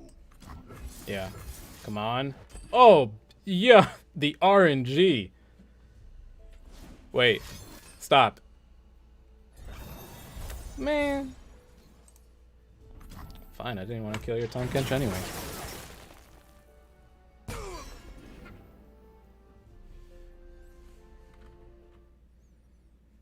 Okay, Matthew Mercer playing Guilty Gear. I want to play D&D with Matt Mercer. That would be a dream. That's a dream come true. If at any point, like, that would be a dream come true to have a D&D session with Matthew Mercer. Seeing Matt Mercer in your soup, normal stuff. Yeah, you know, like you're having some alphabet soup and then just suddenly out of nowhere, you know, they form the letters Matthew Mercer, you know. The letters form Matthew Mercer, you know. That's totally normal. Because, like, his voice was used to create the texture of the soup. Come on, we know this is how science works. Opinion on Dark Souls and games like that. I love them to a fault. Like, I love them, but they do tilt me off the face of the planet. And that's why I say to a fault, because it's like, But I know 'em all. it's like a love-hate relationship, you know what I mean? Where it's like, I love this game, but it's so incredibly difficult, and I'm genuinely getting upset right now at the game, but I can't stop playing.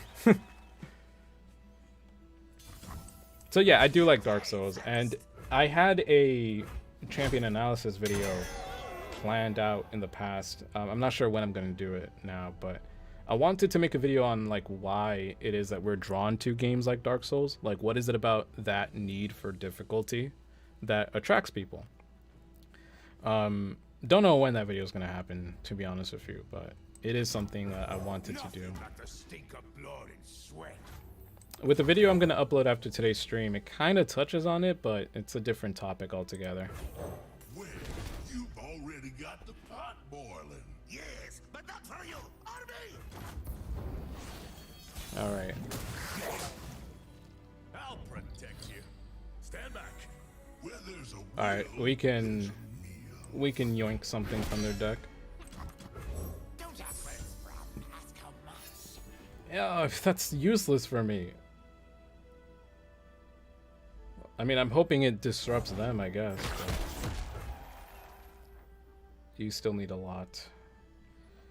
I'll summon it, just like fodder, you know.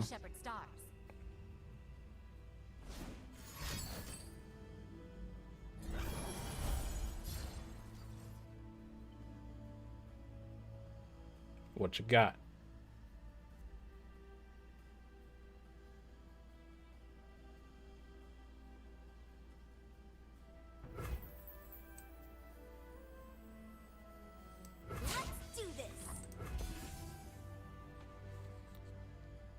You know, I'm not very knowledgeable on Tom Kench decks, but I wonder why they haven't really used this. Like, I can understand saving it for like a truly valuable unit, but you get one every turn. Like, I don't know why they wouldn't be using this more often.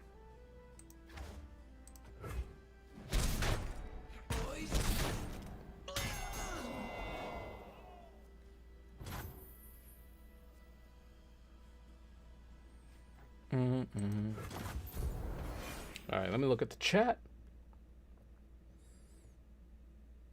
Okay, opinion on Dark Souls and FPSs. FPSs, so... with FPSs, it's like... I won't say no to them, because they're satisfying. Like, I do like, I don't know what the proper term is, like, I guess gunplay, like games that involve shooting. Like, I do enjoy them too, but I've always enjoyed third-person shooters. Like, they're a lot of fun for me. First-person shooters, I feel like I panic a lot, and it really disrupts my aiming. I'm not opposed to them. It's just they're not like my go-to all the time, you know. Like, I think the only first-person shooter I was like making like an effort into. I'm gonna sacrifice this thing and this thing, but the first-person shooter that I was making an effort to actually like learn and try to get better was Overwatch, and then I got bored of Overwatch. So yeah, that's like the best answer I can give for that. Dude, Matthew and Yuri Lowenthal are on everything. Yeah, I mean, you know, just really. Wait, what did he nab? Interesting. Yeah, they're just, you know, when you got the sauce, you know, you got the sauce. I make shepherding look easy. Speaking of Yuri, though, like, I learned of him. Like, I learned of him more when I found out that he was playing Spider-Man, right? Because, like, he's the voice of Sasuke, right? Like, I'm not mixing these people up, right? Like, if he's the voice of Sasuke, it's incredible that he was able to play a really good Peter Parker, you know? Because it's such a drastically different voice. All right, so hello there. Welcome to the stream. We're going to use. I feel like I'm setting myself up for failure by constantly using this, but. Well, you've already got the pot boiling. Yes, but not for you, army.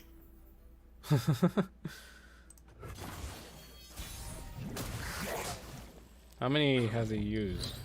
I'll protect you. Let us peruse this establishment's fare. I'm gonna summon this. Wings off a bilge All right, here's the game plan. I'm gonna. Okay. Here's the game plan. It's thrown to shit. Okay. You had your chance to walk away.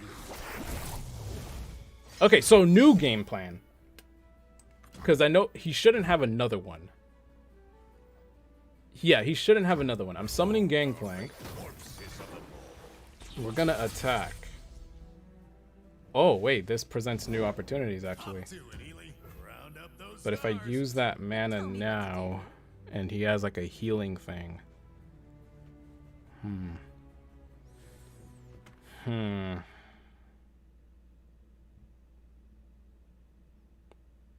Thoughts.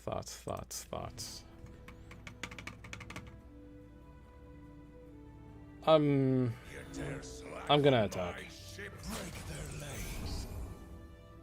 I want to see if I could bait some spell usage.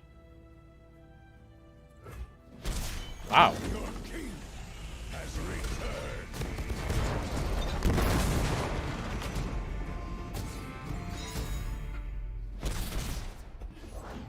Our mountain Okay. roads are full of dangers, but I know Okay, 'em all. now my knowledge on Mount Targon is a little bit limited. But I don't think it has a lot of like negation, like straight up this card no longer works. So maybe not this one. I think I'm going to use this one instead. Because it will get the job done. And I have another. Okay.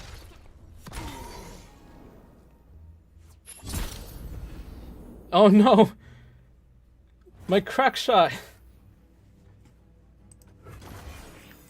If anyone who doesn't know, crack shot Corsair is the name of a unit that I just lost. Wait! Yo, get this thing out of my board! I see your life falling away, Pablo. And I see you best first in your wee bowl, hag. You see, this is what I mean. Like, this game creates so many different character interactions. Alright, this is a problem. I'll protect you. Stand back. This is a problem because, like, I need to make space. I'm not gonna nab anything. So, yeah.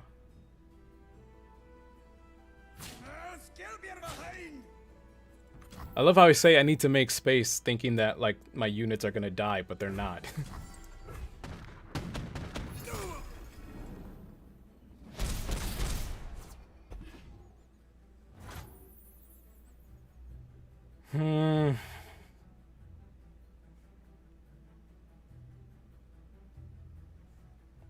This is bad. Like, I need space for my barrels, but I don't have any. And I think he knows that.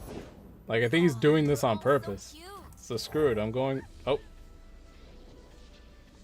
Victory!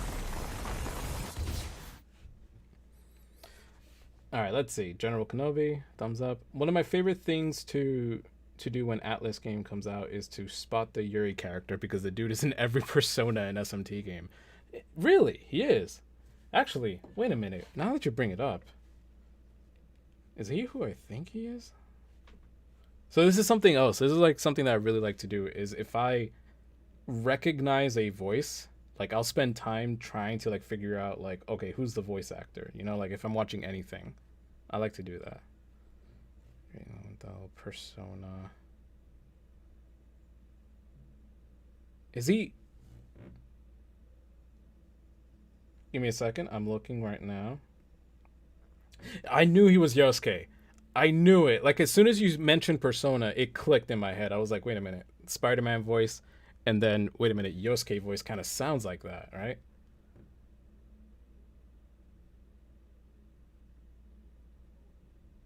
Voiceover career. Don't mind me. I'm just on Wikipedia right now.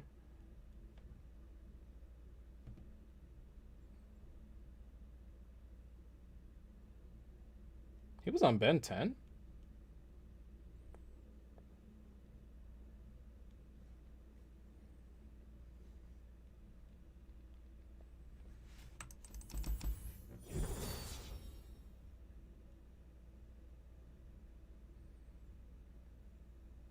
Oh, he was in Bleach too.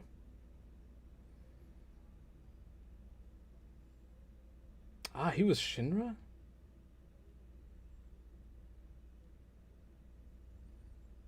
Yeah, Yosuke Hanamura. Yeah, I knew it.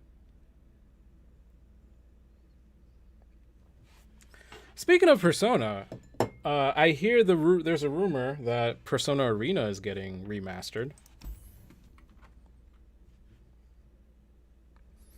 How would you describe Persona games? Depends on the game. Like if you're talking about the main series game,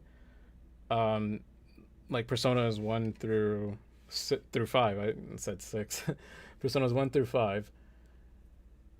I would describe them as a life simulator slash dungeon crawler. Yeah, because like you have to essentially balance like doing like stuff, you know, in your everyday life as like a high school student with exploring dungeons that are created by whatever means the plot dictates, right? So it's kind of cool. What I really enjoy is in the more recent Persona games, they made it more of like these two experiences like affect each other a lot more now, right? So like before, the life simulator almost seemed kind of like a little bit separate, where the only thing that you would get is really just like experience boosts to certain persona or arcanas. So when you're making new personas or making new monsters to take with you into the dungeons, they will get like an XP boost depending on like the relationships you formed in the life simulator. But like now, more recently, they've made it more so like you get even more buffs in combat. Like they try to make an excuse as to why getting into a relationship with this person, this character, benefits you as you're also going into the whole Persona dungeon crawling side of the game. So I would say that like it's a lot more interactive now, and I really enjoy that. Like I enjoy that those two interact with each other. He's also the protagonist of 3. Yeah, like the Sasuke voice is so distinct. So when I first played Persona 3 and like I heard the main character like do, you know, the you know, the fucking anime like yell, I hear Sasuke's voice always.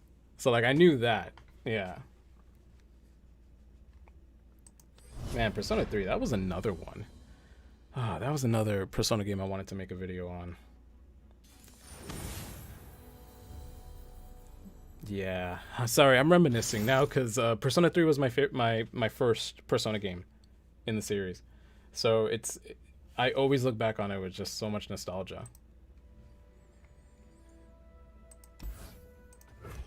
Alrighty.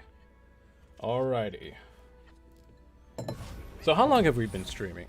So we've been streaming for almost 2 hours, and we haven't had any issues with the stream so far. I'm assuming like I didn't go like I didn't lose like the footage or anything, right? So I think we are good for like a quote unquote official stream, you know. So I'll make an announcement about that. But I'm glad like the test worked, you know, like I'm glad to see that everything was working.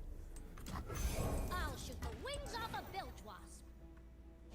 So I think what I'll do is after this duel, I'll get off stream and I'll go eat because I need to eat lunch. And then I'll set the upload for the next video because I'm uploading a video today. So yeah, that's the game plan for today. I will pass because I need him to activate my combination. Have all the fun you didn't have in high school because you missed out and got bullied. I'm so sorry that you experienced that. Or I might be assuming things. Like I'm assuming that you say that because you've experienced that, and no one deserves to be bullied. Well, I mean, there's some assholes out there that deserve it. Nah, I'm joking. But yeah, have all the high school experiences in this anime game where stuff gets real. Actually, that's another point. That's another point. Kind of a small tangent, but that's another point to Persona's credit that I enjoy is that a lot of the times they deal with like heavy themes, you know? So like it's not just like typical you bitch. That was my card. But a lot of times like animes like, you know, they have like really cool stories, but like maybe like the topics they touch on don't seem to be as relatable because it's like a super whimsical fantasy world, right? With Persona, they touch on a lot of real stuff. Like stuff gets real very quickly. Like some super adult themes that do affect the lives of adolescents. You know what I mean? Persona 4, I think, is one of my favorite ones in terms of like all the themes that game had because it touched on a lot of the adolescent experience. You know, like it touched on themes of like sexuality, gender, you know, identity, all that stuff.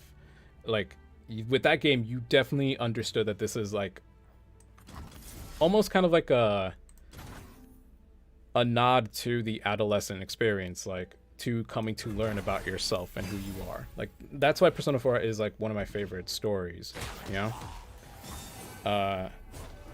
Yeah. What's that you got there? I'm gonna do this block.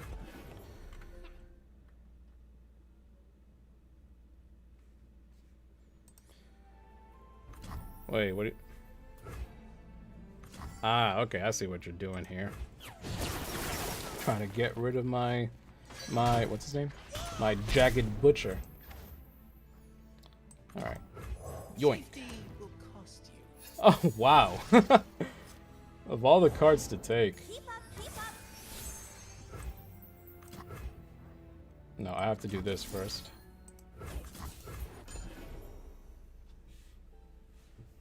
Get him out of here.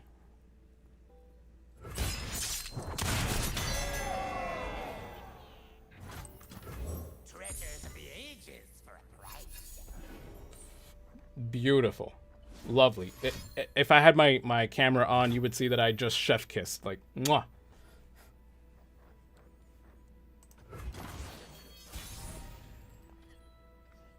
And what we're gonna do now is I'm gonna summon this. Like a fish in water. What am I fighting anyway? Swain and Twisted Fate. I love Twisted Fate. He is a really fun card. It's just my issue with him is he's such an early game unit that he can be taken out of the board very quickly, you know? Like there are ways to like just get rid of that guy very quickly. Alright, no worries.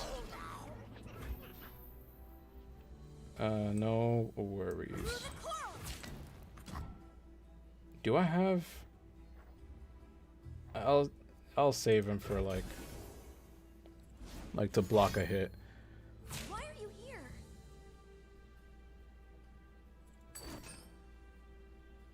I'm not saving him at all apparently. Okay, I'm still going to get the hit in, so I'll just let that slide. Alright, so for 1 mana, I don't think he has much to counter what I'm about to do.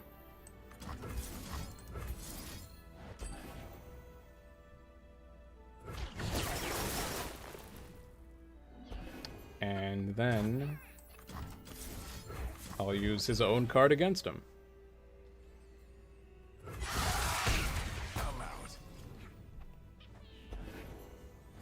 It's just a rule of mine. If there's a champion on the board, that becomes the priority target always. I will expend resources to get rid of that thing. Favorite anime? Yeah, let's talk about the Persona 3 Persona Summon animation. Wait, the Persona 3... Wait, Persona 3 Persona Summon animation. Do you mean like the animation from the game? Like whenever they summon a Persona? For those of you who aren't aware, I'm referring to how they literally shoot themselves in the head to like summon their persona.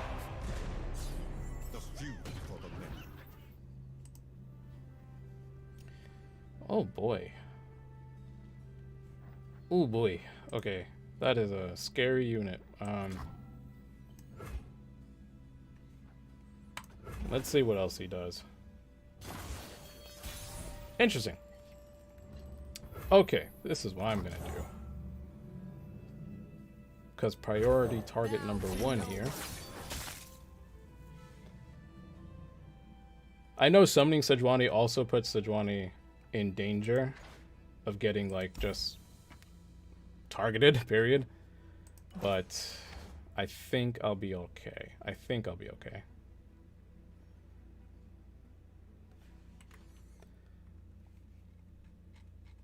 Favorite anime? Okay, so I don't have a favorite anime actually. Like I said, whenever I'm asked like questions like that, it's like it's hard. It's really hard to like decide on something, but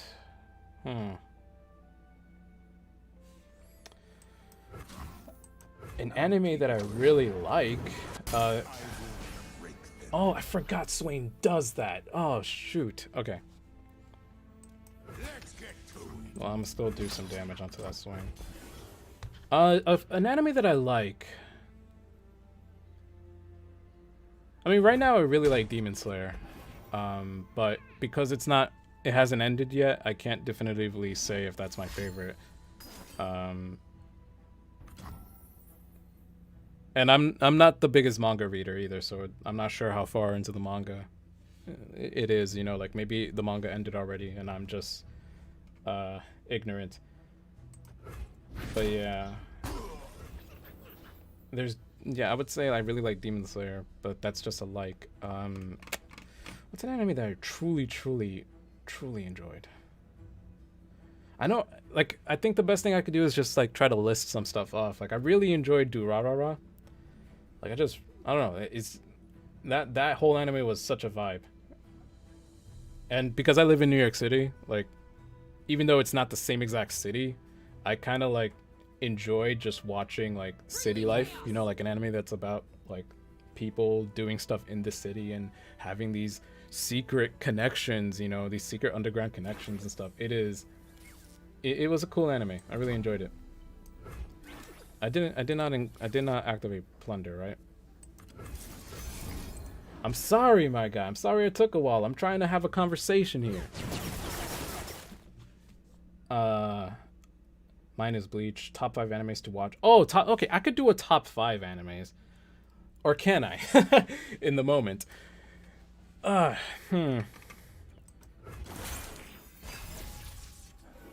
Wait, no. I'm capping. Yu Yu Hakusho. I adore Yu Yu Hakusho. Yeah, that, and like, oh shoot. Oh jeez. Okay. Ladies and gentlemen, we are in the danger zone right now.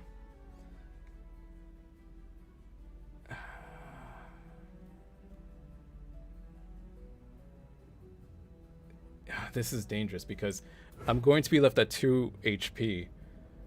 And just knowing Bilgewater and Noxus, they have a bunch of spells that just can straight up deal damage to that, you know? But if I do this...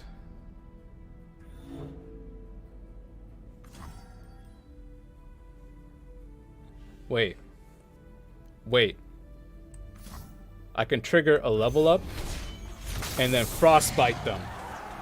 Fight for your lives. So this is why I love Sejuani.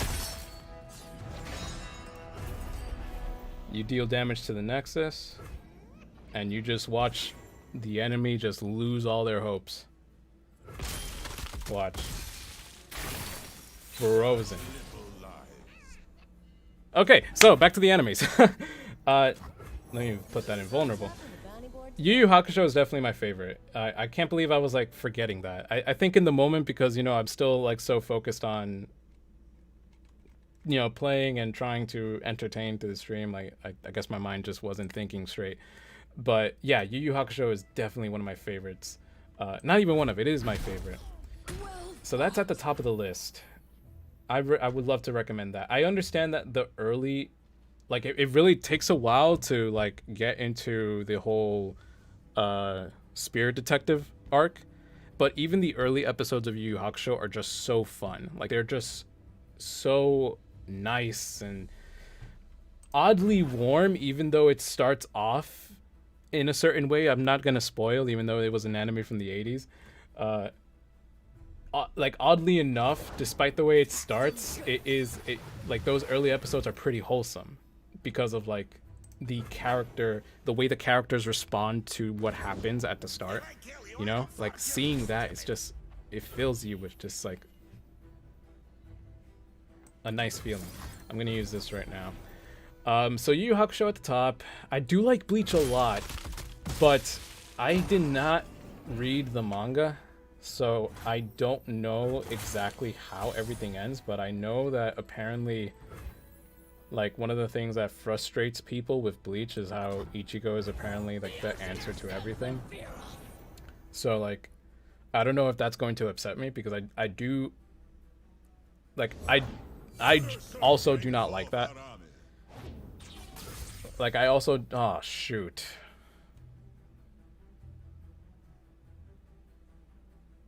Okay, so I was gonna use her to attack Swain, but now that he has this, he could just kill it.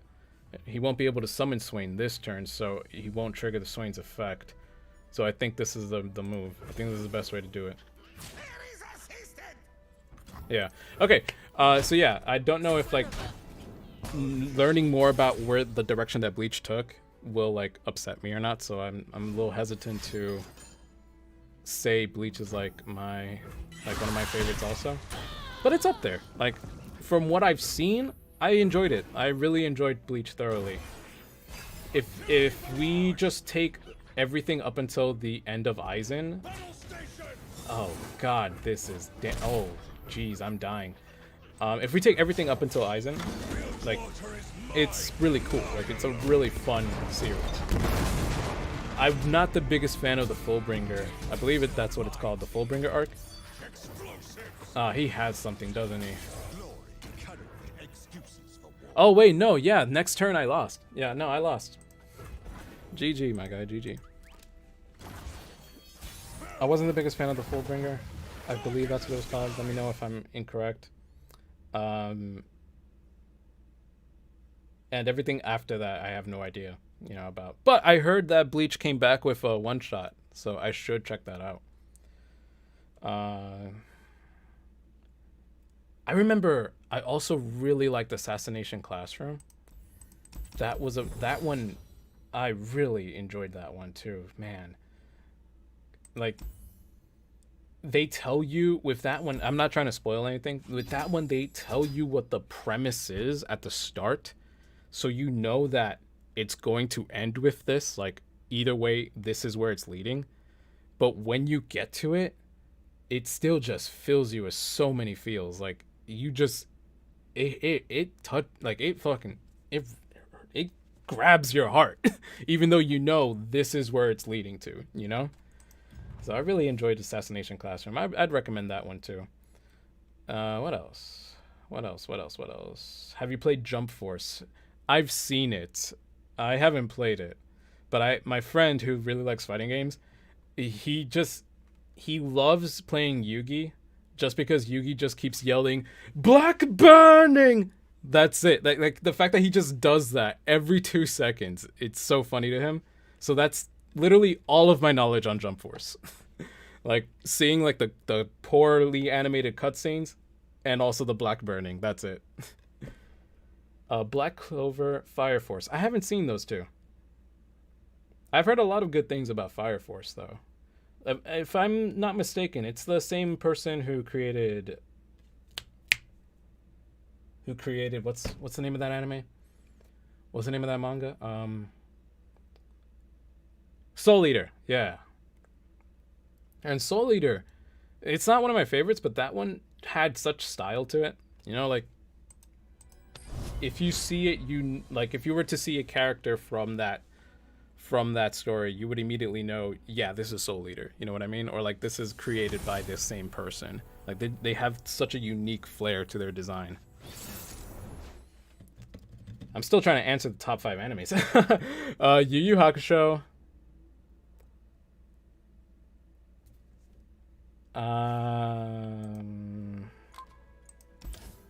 Do I want to say that? I mean, I really enjoy Demon Slayer, so I'll put that there too. I really enjoy Demon Slayer, so Yu Yu Hakusho, Demon Slayer. Gosh, I should know more. Like this was like me in high school, man. Like this is all I did. This is all I breathed. I feel like it is a little basic to say Fullmetal Alchemist, but Fullmetal Alchemist is just good. Like Brotherhood, it is just good. I do want to rewatch it though because I watched it all the way. Like the last time I watched it was in high school, so it's like I remember the big stuff, but like I'm sure there's like a lot of like small things which I love to analyze in stories. Like I love to pay attention to small details, that really clue you in on characters or where the stories are going. So like I feel like if I were to take the time and rewatch that anime, I would probably find a lot to love again,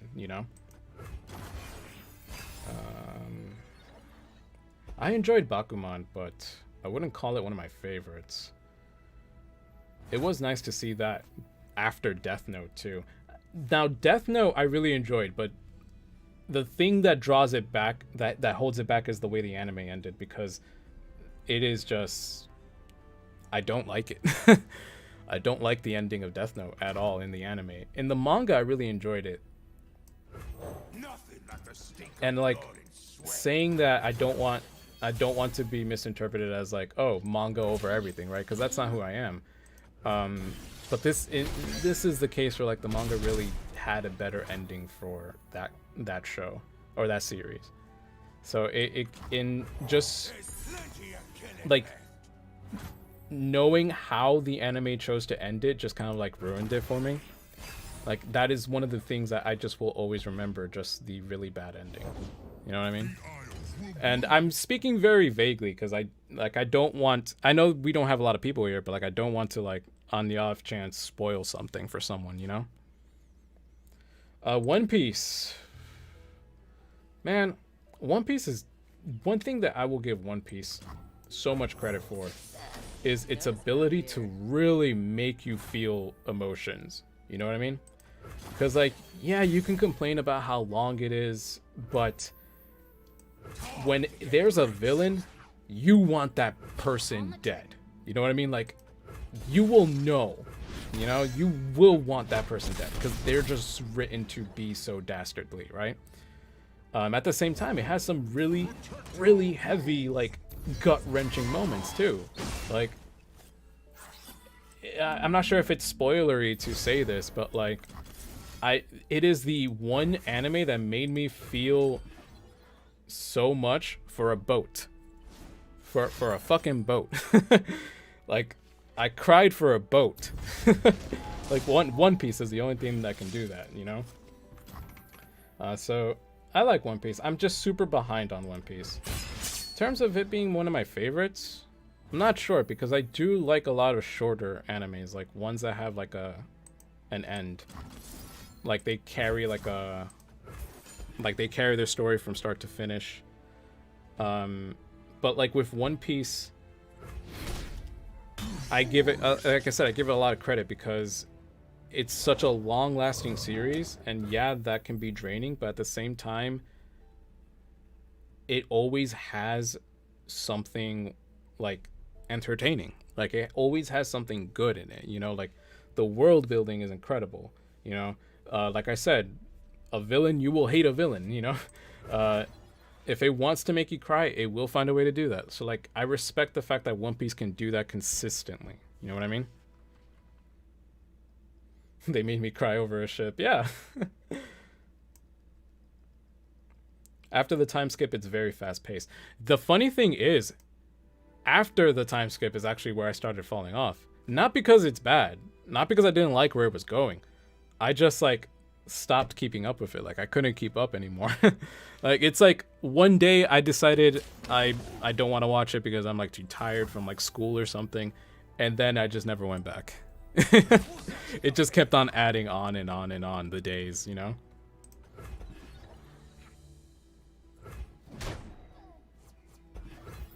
Now, this is going to help you in the long run, but my objective here is to rush you down, so I will use it here.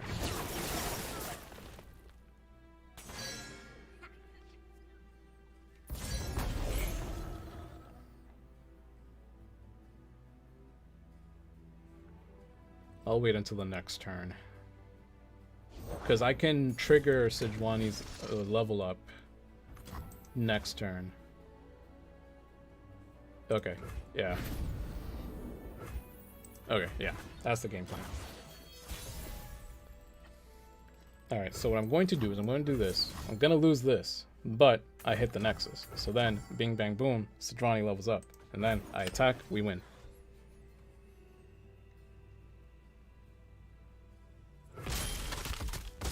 What other enemies have I seen?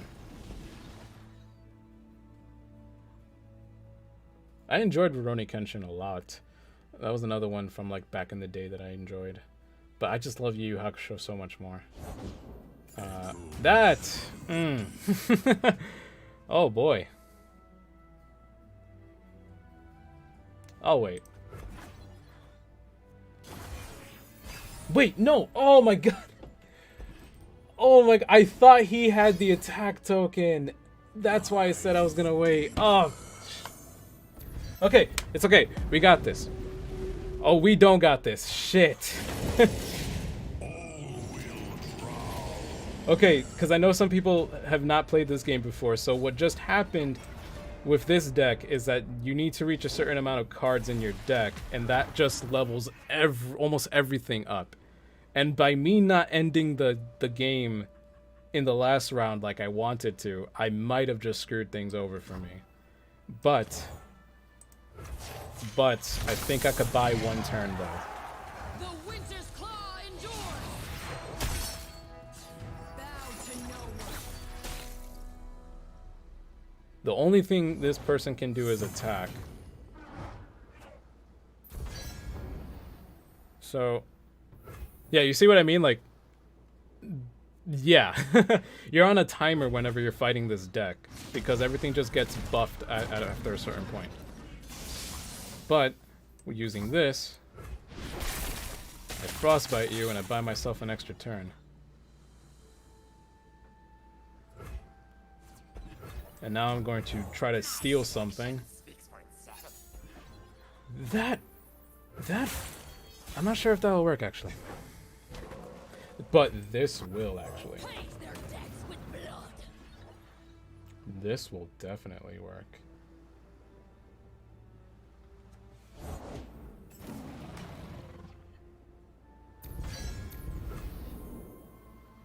Or will it work? Shoot. Because, okay.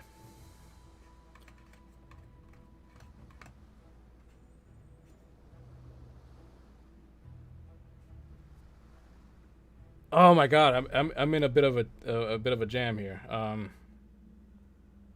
Samurai Champloo. That is yeah, no. That goes on the list. Thank you. Thank you for bringing that up. I really enjoyed Samurai Champloo.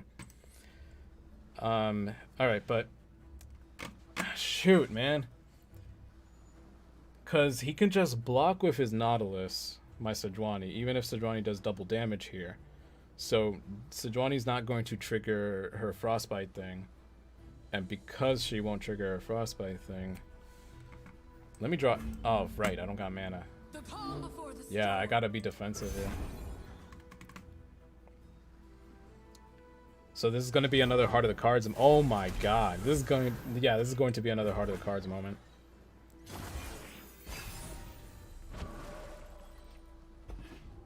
Please, no!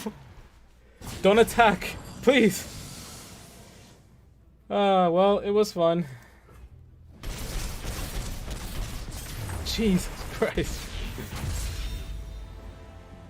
These wounds only make us stronger. So if he didn't attack and I managed to summon the unit I just drew, I would have then been able to use a spell to counter an attack. But unfortunately, he went for the killing blow. They went for the killing blow. Samurai Champloo OST. Yeah, rest in peace. I believe the person who created the opening passed away a couple years ago. But that music is really good.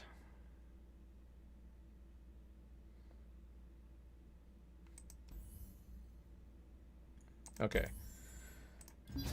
Yeah, okay. That was going to be the last game for me. We got into Platinum. So even though the moment we got into Platinum has just been L after L after L, it's still an accomplishment. I just want to end the stream with answering this question about anime. So Yu Yu Hakusho, I put Demon Slayer, Samurai Champloo. I actually haven't seen a lot of Gintama. I have a friend who really enjoys Gintama, but I'm not knowledgeable enough of it.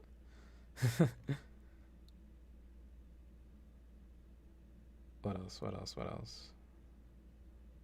What else? What else? What else? What else? What else? What else? Yeah, rest in peace. That man made really good music. It is amazing how I'm blanking out on all of the anime I've watched ever.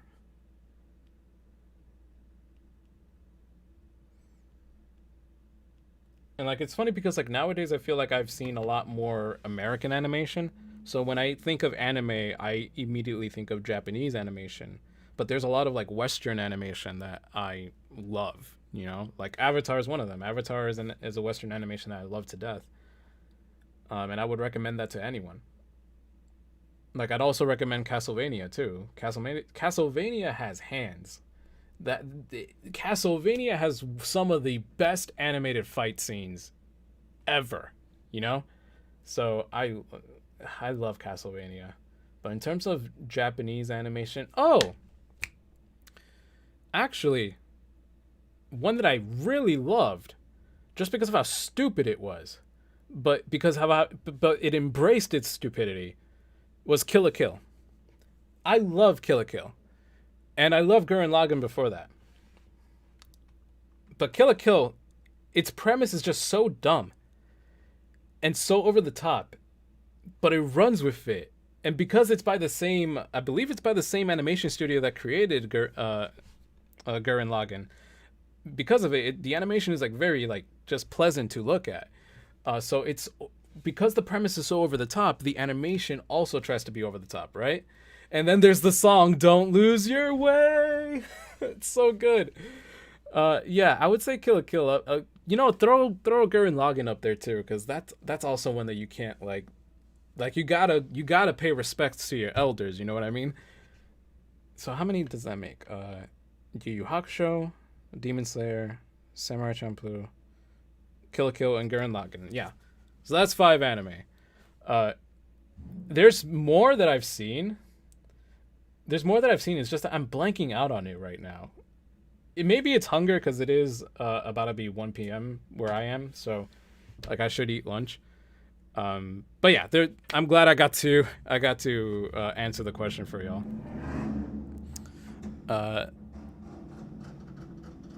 I'm not sure if you guys were able to hear that, but like in my neighborhood, there seems to be people who like to remove like I believe it's called the muffler, part of their vehicles. So like it's what like makes it so that your vehicle isn't like super loud when you're revving up the engine.